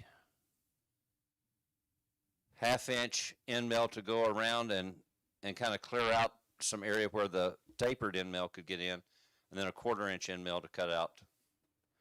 So When you design that, do that 3D model, does it tell you when it needs a different bit, or do you? no, you have to figure out what you're going to use. Yeah, the question was, do you have, in the 3D modeling, do you have to figure it out yourself, or does the machine do that for you? And no, I can tell you he sat at that computer in there for several days, easily a week. Yeah, there's probably more hours in the design of the tray than there was in the sanding of it, and there was definitely more sanding than there was in actual machine time. So, yes. So, Ed, since you already have that program, how long would it take you now? It would take probably, well, actually, this is my 3rd one. The first one was really a breeze, and it came out looking nice. It looked like this, and but it was still sitting within the block of wood, and it was just held in by some little tabs in areas where I did not mill through. So I took it over to the bandsaw and was cutting the tabs off, and I kind of cut the corner off. So that one became kindling. The second one that I did, I thought, well, you know, that was pretty neat. I think I'll increase my contours a little bit and change them around. And I did. I changed them enough that I carved, when I carved the outside of the tray, I carved into the inside of the tray. So that one also joined the first one is in the kindling pile. And so I went back to the original drawing and did this one. I've got I've got a blank glued up. It'll be for a birthday present for my son-in-law. I'm going to put his initial monogram on the inside. I'll carve that in. No? CNC.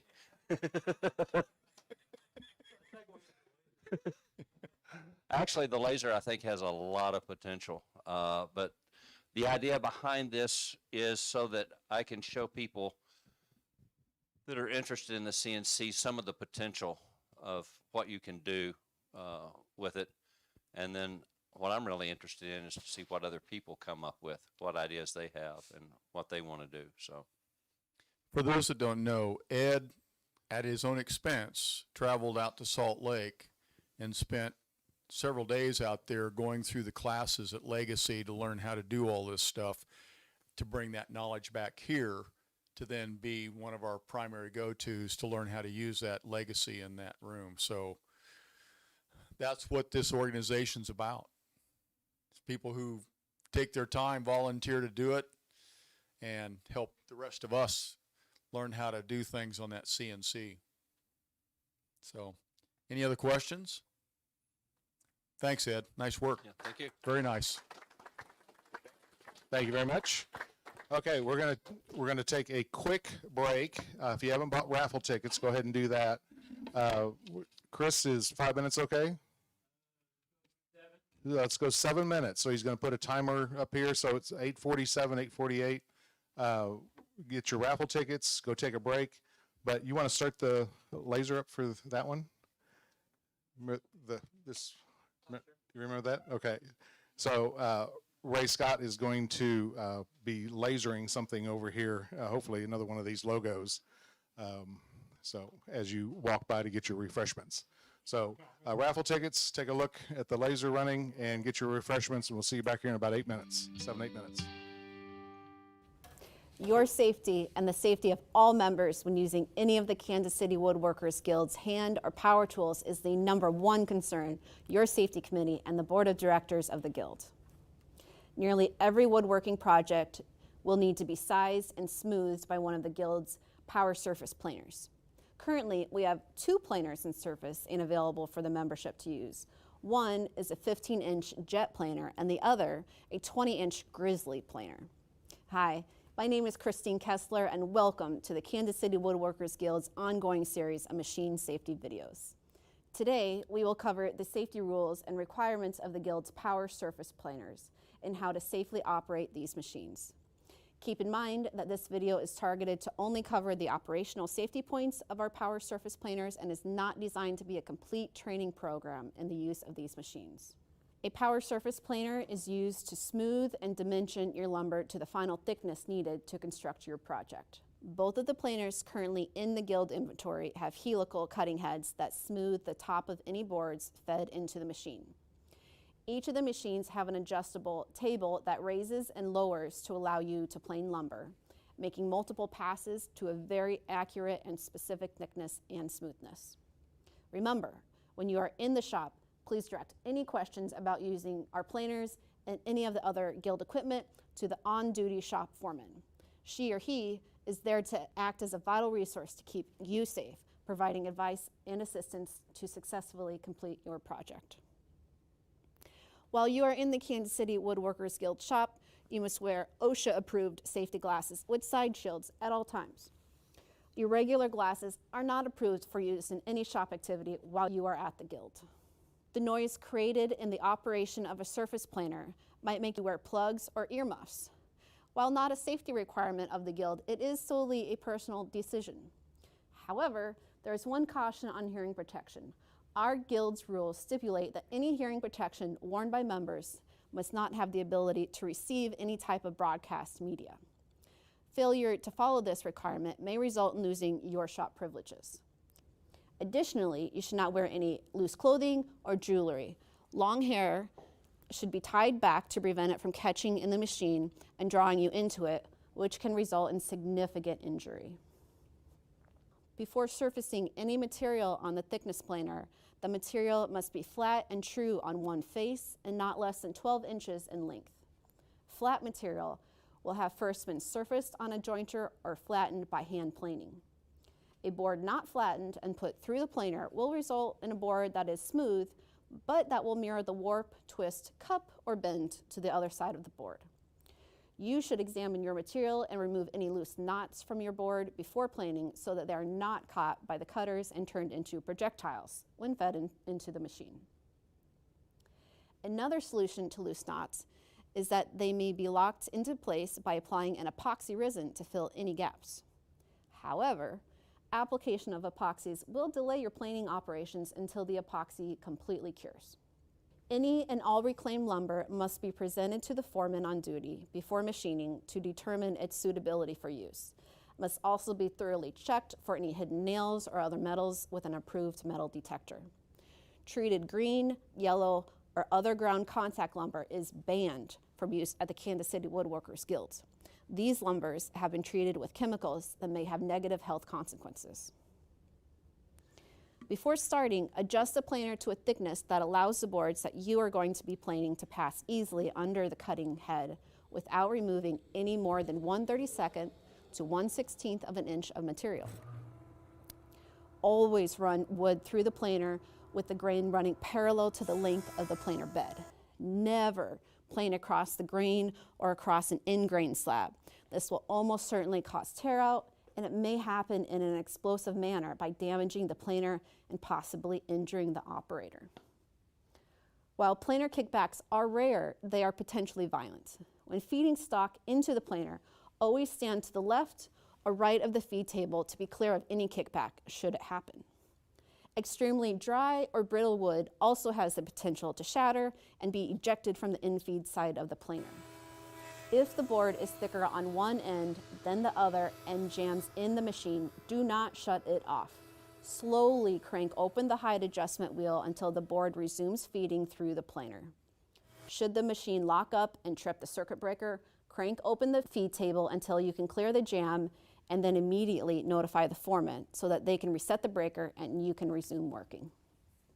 If you need to plane any stock that is equal to or less than 3/8 of an inch thick, you must use a backer board. If the stock to be planed is equal to or less than 1/4 of an inch thick, it is too thin to be fed through any of our planers and must be hand planed or may possibly be fed through a wide belt or edge sander. As you feed stock into the planer, be careful not to get your fingers pinched in between the stock and the in-feed table. The downward pressure of the feed rollers on the stock presents a substantial crush injury risk. Keep your hands, fingers, and any other body parts more than 3 inches away from the in-feed ports of the machine at all times. It is acceptable to have a helper catch your material as it exits the planer. He or she should place the boards on top of the planer's return rollers or stack the material on a cart and nearby table. If the planer's attached dust collector has a warning light and it begins flashing while you are planing, shut down your operation and the dust collector and remove and empty the dust barrel attached to the collector. Again, if you're not sure how to do this, ask your foreman for some assistance and you'll be a pro before you know it. When finished, shut down the planer and then the dust collector. However, if your planer is sharing its dust collector with another machine, make sure that another member isn't using the shared machines. If so, leave the dust collector running so that they can safely complete their operation. Check around your work area for dust and debris. Clean up both the machine and the adjacent floor area. Please remember, be alert and always be safe. For the Kansas City Woodworkers Guild, this is Christine Kessler. Thanks for watching.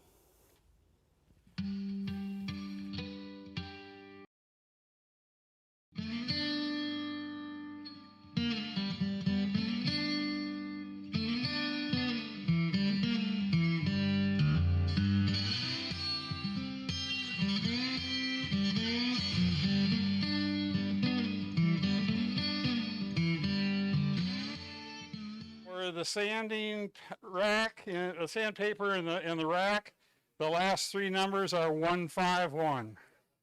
All righty, so check your tickets. If you are a winner, confirm that with the raffle table in the back. And we'll get on to the next presentation.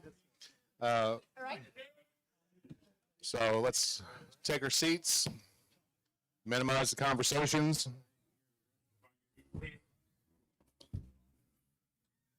So today I got down here kind of early for me. I got down here about 9:15, and when I got here, being told that we're going to start at 9 o'clock this morning, when I got here at 9:15, that big red laser was already installed over there, was already put in. And there was just a few other things to set up, one being the hooking up the dust extraction and smoke extraction, one hooking up the chiller, and then bringing the computer over and getting that hooked up. They spent about another couple of hours tuning it, focusing the lasers, getting it all set up, and then the rest of the afternoon we just played on it. So it was cool. This is going to be a real great addition to our shop. Like it was earlier stated, the laser will become its own special interest group. You will have to have additional training. That training's free, but you will have to have additional training to be able to use that machine. It's just not going to be something that's come in and use it. If you've never used it before, you're going to be trained on it. And right now, we are only cutting wood on it. We're not doing any types of acrylics, plastics, any of that stuff, no leathers. It's only for wood. That may change in the future. It'll be a while. But our laser is from Rabbit Laser USA in Middletown, Ohio. And we have the owner, Chief Product Development, the janitor, Ray Scott. So Ray, come on over and tell us about your machine and about your company.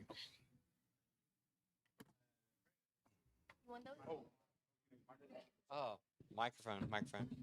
So, they're working? Okay. Just wanted to reiterate, we're only doing wood. Okay? So, only wood out of here. I do like to enjoy going out and doing some of the demonstrations, the setups. Obviously, coming here to the Woodworkers Guild, my operations manager, my wife, also decided, hey, you've got to go. They really want you to be there and talk about what's going on. We set up this laser. It is a 24 by 36 size machine. It has been upgraded to an 80 watt. It has a very nice cooling system on it. We also did some other upgrades, including the software. The software is Lightburn, newest version, and I've set that up, did plenty of training today. What else would you guys like to know? I mean, I'm not really all that sure. Well, thickness. So what's the laser capable of doing? What features does it have? When you guys are fully trained and have, when you're fully trained and you've got the exhaust system ready to go and running the laser on a regular basis, the laser has many, many different materials that it can work with, including brick, glass, granite, marble, wood, all kinds of different kinds of wood. My favorite being petrified wood. Everybody loves the woods. But the question there was, how thick of wood can you go through? And I think my favorite there is probably about 1/8 inch Baltic birch. Right now it is equipped with a 2-inch focal length lens. And so it's easily going to be able to go through 3/8 of an inch wood. With the right lens, let's say a 2.5 or 3-inch lens, we'll be able to go through a 3/4 inch to 1 inch of wood if in pine and poplar. The more dense, the harder the wood gets, the more difficult that it is. Obviously, if you're going to go to my favorite wood, the petrified wood, you're not going to be able to get very deep. But I have been very successful in getting some very nice engravings in corian and walnut and oak. Just gets to be a little bit more difficult when you're cutting through those materials. Try to stick to something 1/8 inch or thinner. I do like to recycle crates and plywood that we use in other projects and create some projects of my own. Okay. If you have any questions, now might be a time to just ask some general questions. Yeah. Specific questions will be answered when you take your training from there. Yeah. Yes, George. Can you give us a history of your company? A history of my company. I've been doing this for about 16 years. Started back a long time ago. Company started off with the name of Scottware, which actually meant hardware, software, Scottware, and I had to explain that to everyone. So when we changed our name to Rabbit Laser USA, it was more of a showing commitment between our company and the factory in China. So Rabbit shows that is part of their name and our name. Laser says what we do. USA says where we're at. The company started off with myself in the garage. I worked out of my garage. It was like a 2-car garage and a very long driveway. So my driveway filled up with crates very quickly. My backyard had the crate mountain in the back from all the used crates. I delivered a lot of these laser machines myself to schools, home, people in their garages as extreme hobbies. I wanted to buy the laser machine originally for me to build educational robotic toys. And I found out that it was expensive to try to buy an Epilogue or Universal. I mean, those two lasers, the companies, they're amazingly good laser companies, but they just were not in my budget. And I needed something that was closer to my budget. Going from $36,000 down to $13,000 way back then was doable. And I felt that if I could afford the $13,000 laser, then hey, many other people are probably going to be in the same situation. I saved my money. I actually contacted the different laser companies, and what we found out is we could get that laser to the customer for under $9,000. The products kept growing. My company works really closely with the factory to send recommendations of what different characteristics, what properties of the laser, what needs to be improved. So we get different features.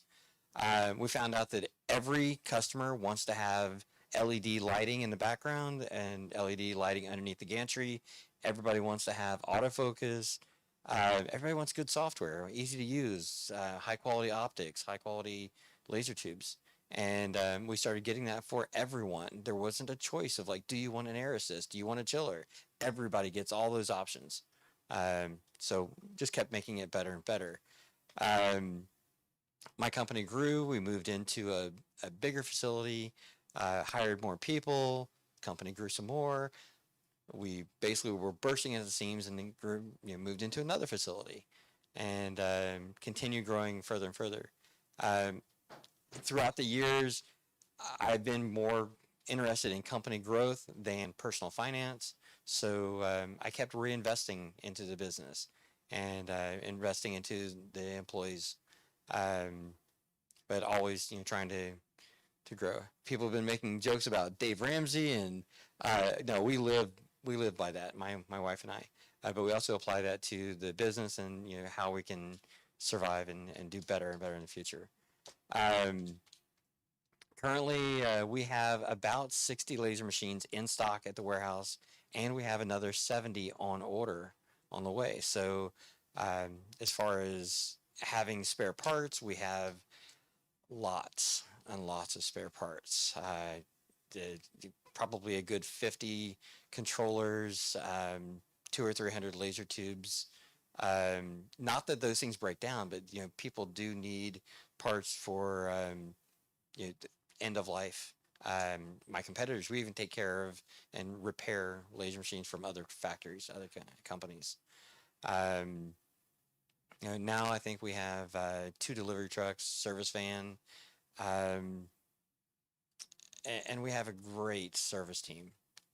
People call asking for help, how to do something, not just how something's broken, but they're like, hey, we moved into a new product. Can you give us some ideas on how to build this, how to build that, and what's going to get me a better performance? And we help them out with that. So, pretty good. Did you have another question? How many models do you have? Is this the only size, or they come in different sizes? So the question was, how many models, how many different sizes did the laser machines come in? Honestly, we can get about any size that you want. Basically, we try to stay away from a desktop model because once they get so small, the price drops so low, and we find that factories start cutting every possible corner to bring the price down. And I tell my factories, I'm not worried about price. I want features, I want functions, I want a longer lasting product. For a longer lasting product, it's more selfish for me to say that, because once I sell it, once I train somebody, I want them to stay up and running for longer. How many laser machines models does my company, how many do we have? We basically stay with what's called a 60-40 size, 90-60, 1390, and those really mean in metric the bed size. So effectively it is a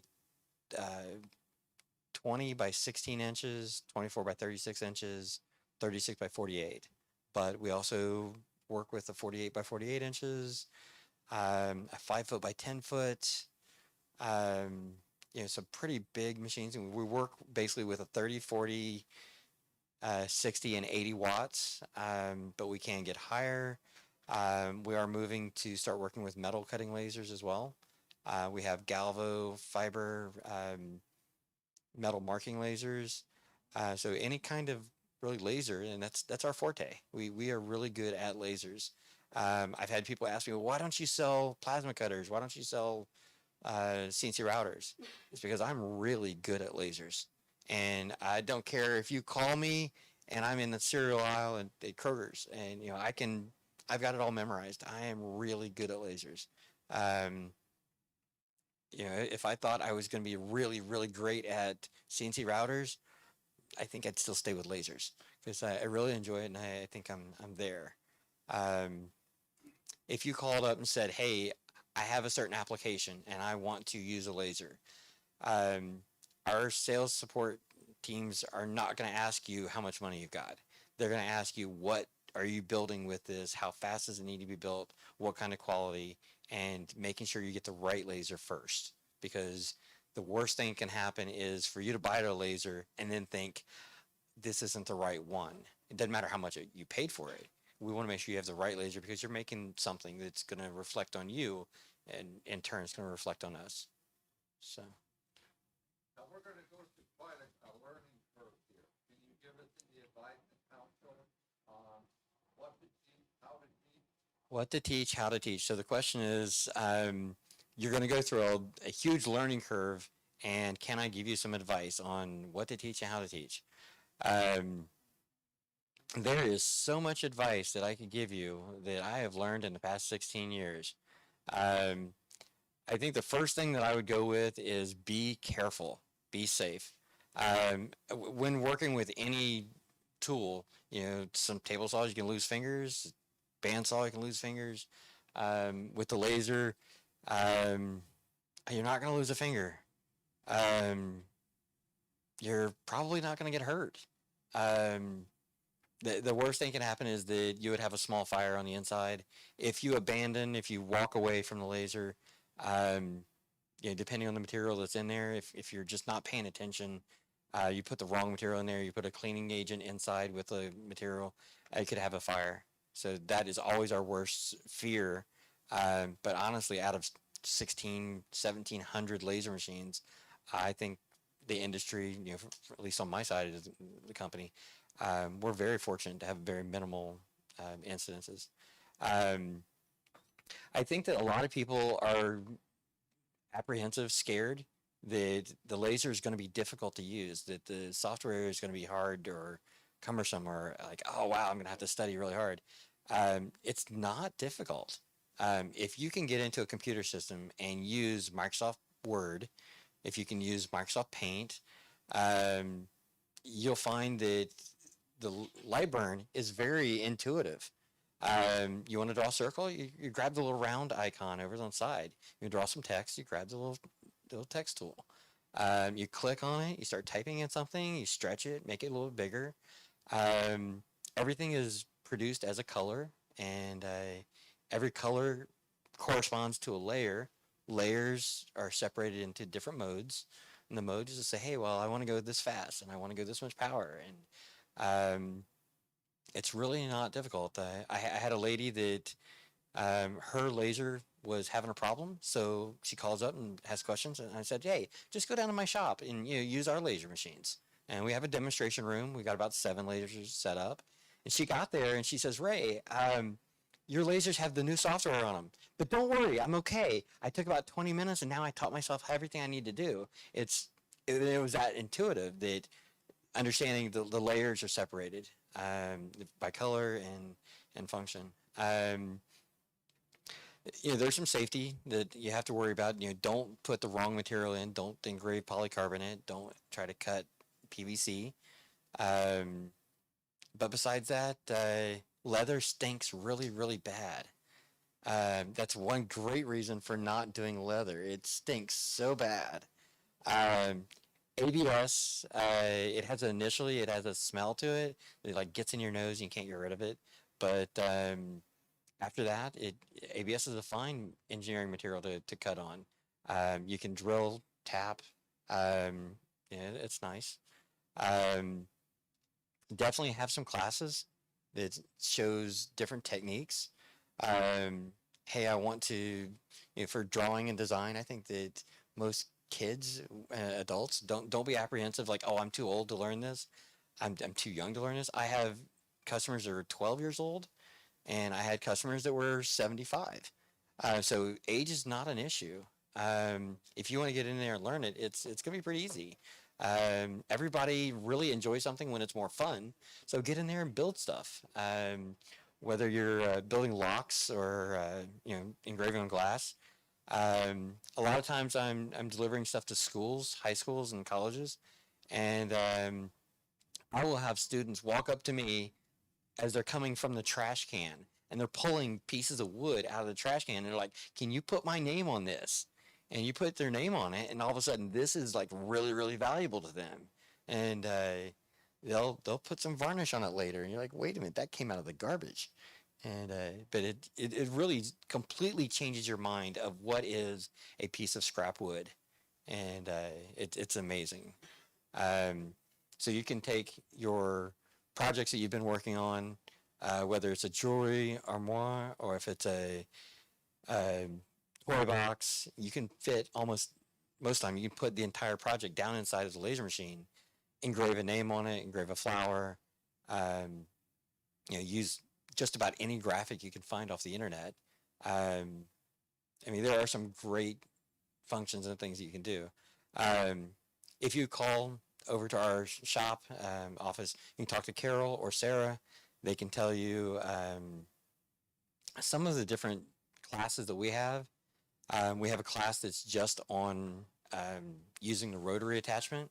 We also have a class that's just on using light burn. And not that you guys need to take our classes, but maybe you could take the outline and produce your own classes out of those. And I'm sure Carol would love to share that stuff with you guys, because I think in the Woodworker Guild that you guys are all about sharing information. And I'm not out there trying to make money. I know it sounds weird, but it's the truth. So,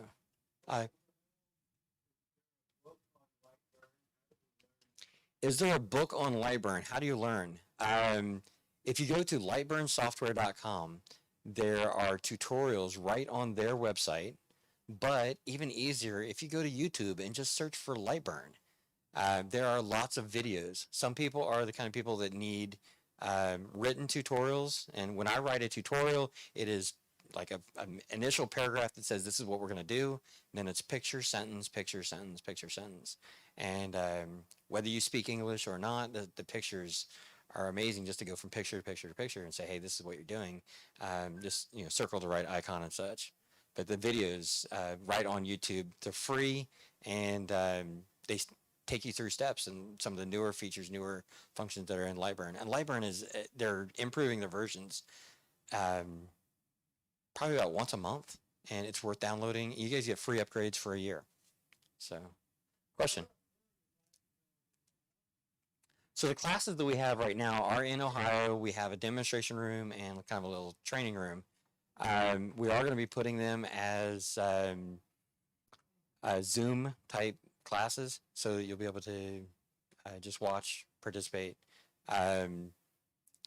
You guys, if something goes wrong, like, hey, I don't understand, I've got a problem with doing my work, we can also, basically, it's dialing into your computer, take over your computer, and show you how to do a project, show you how to understand what's going on with the laser, why it's not going to the next step, and make sure that everything's working that way.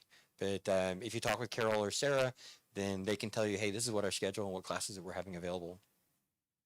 So, next question.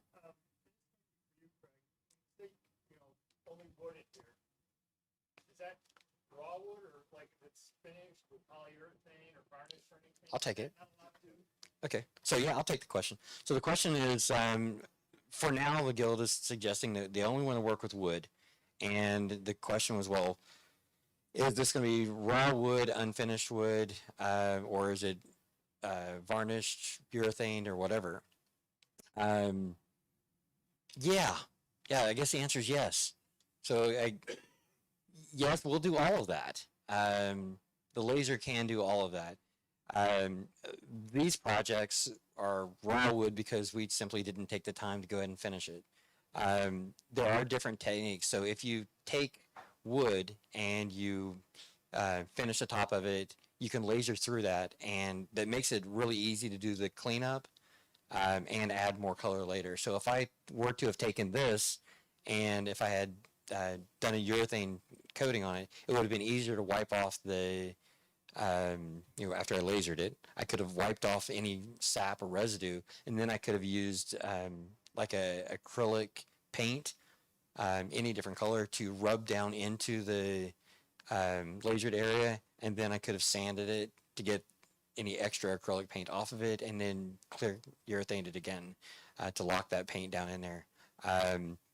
You do want to be careful, obviously, doing different colors of urethane, because a dark urethane down inside the lasering, it can wick sideways underneath of the light colored urethane. So I'm sure you guys have seen that before. Question?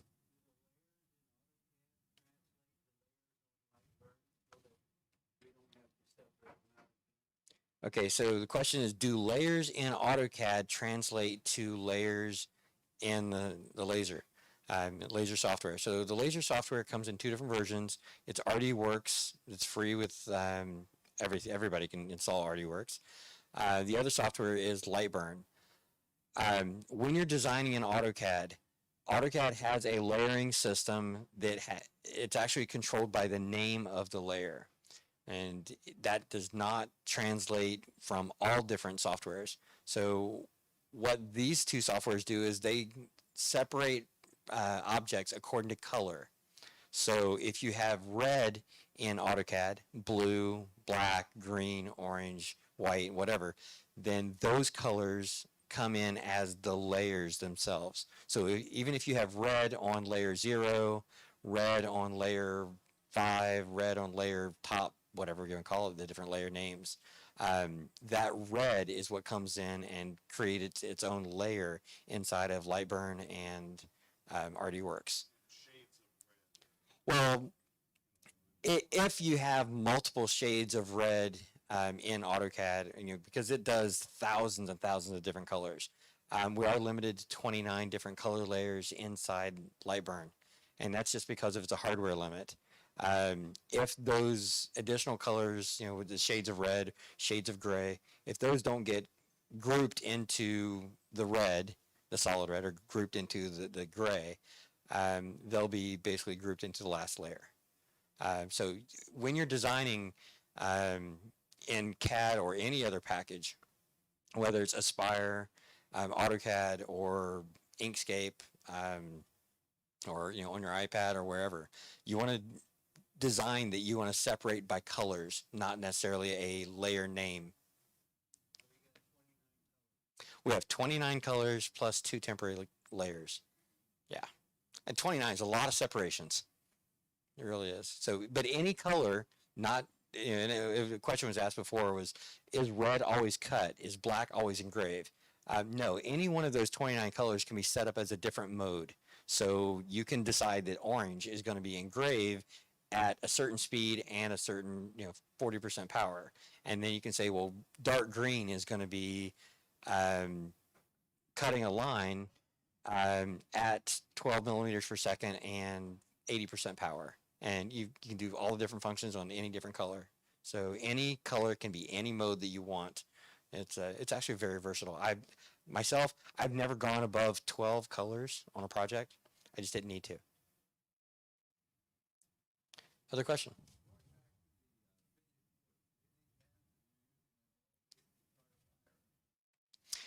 An oil-based wood is, okay, the question was if you go back to a finished wood, unfinished wood, if you're coating it with an oil-based paint, is it gonna create a fire? Any wood can catch on fire. I mean, everything burns. You just depends on how much heat you put into it. The only reason that an oil would catch on fire is if it has a lot of vapor to it. Yeah, it should be a dried something. You know, I don't want it to be wet kerosene. Okay, I don't want it to be gasoline. I don't want it to be mineral spirits. I don't want it to be anything flammable. But my experience, I have actually had WD-40 that wasn't recently sprayed, but it was just sitting in there, and I lasered right on top of it, and it was wet, absolutely wet, and it did not catch on fire. A lot of people, I think they have a misconception that this stuff is gonna, you know, just kind of poof and everything's catching on fire, but all of that laser energy is in a tiny, tiny little spot. The times that you are going to cause a fire or catch something on fire is when you're out of focus or you've got a lot of fumes in the area. But the laser machine has a very nice exhaust system, and it's pulling that draft fume away. So it's pulling it out of, you know, all the fumes are getting out of the area.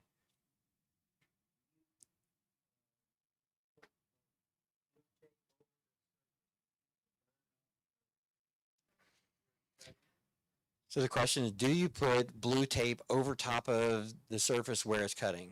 So am I putting a masking tape on top of my wood so that it doesn't get like that burn haze on it? All right. So that is one technique that you can do to reduce the, like a shadow haze. If you look at these right here, there's not any kind of a haze on them. What we did was we washed them down with a little bit of alcohol after the process was done. And you can use like a clothing steamer. You can use alcohol, a sprayer, and a paper towel.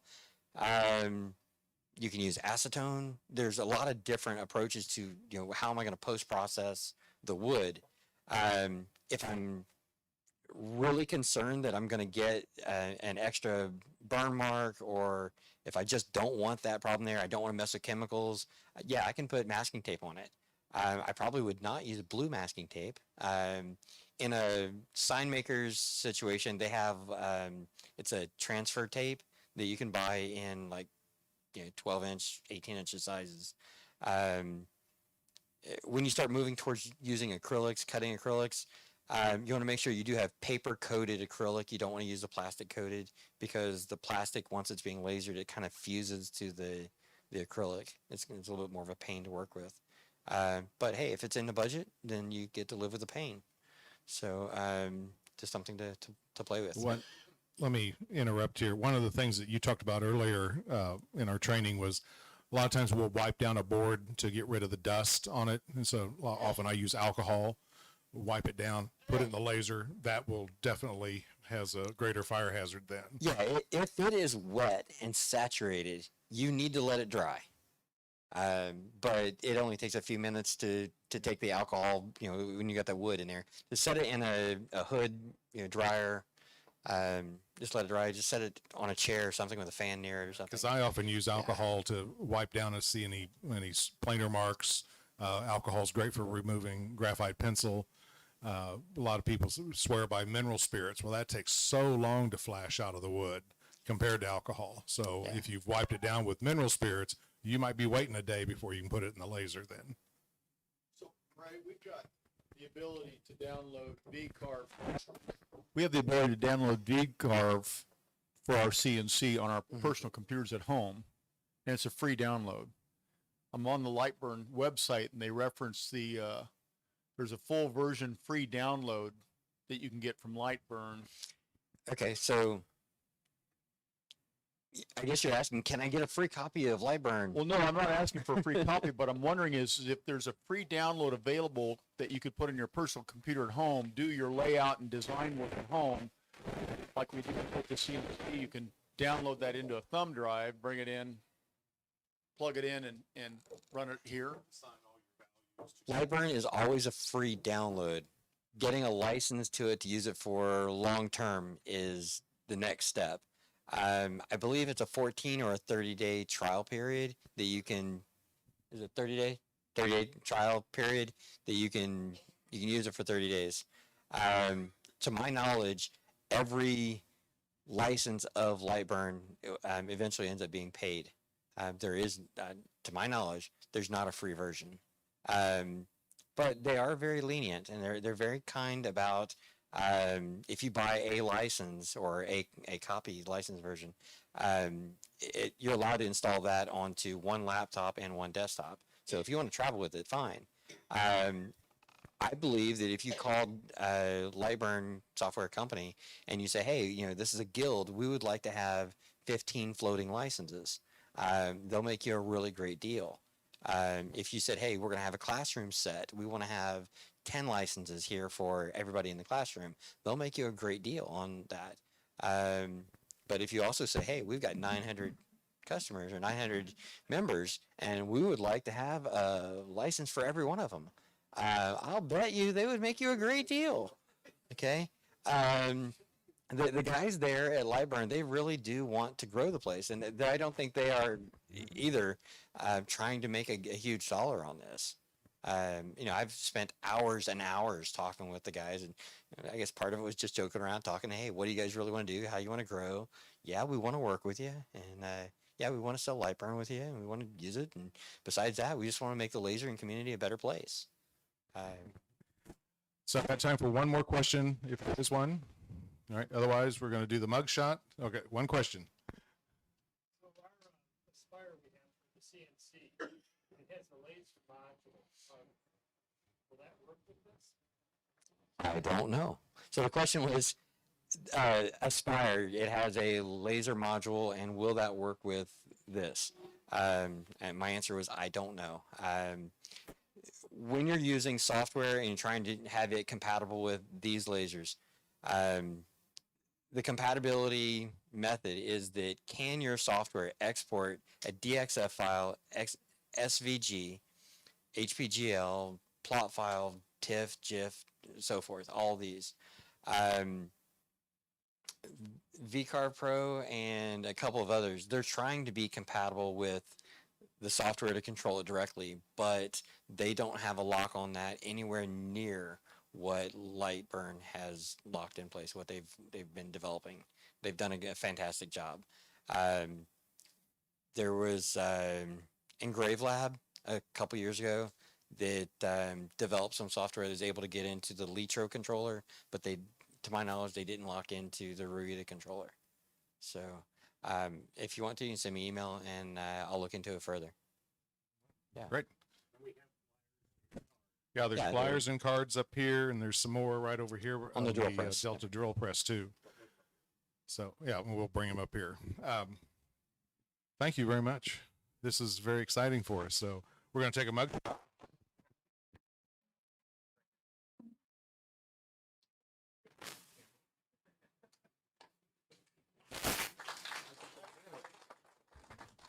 All righty. Let's see if I'm still on here. Okay. A few of us are going to go up to Tower Tavern up here at 31st and Cherry-ish. It's got a big tower on their logo on their building. But otherwise, we'll see you all at home next week or next month on the third Wednesday of the month. And happy woodworking. Stay safe in the shop.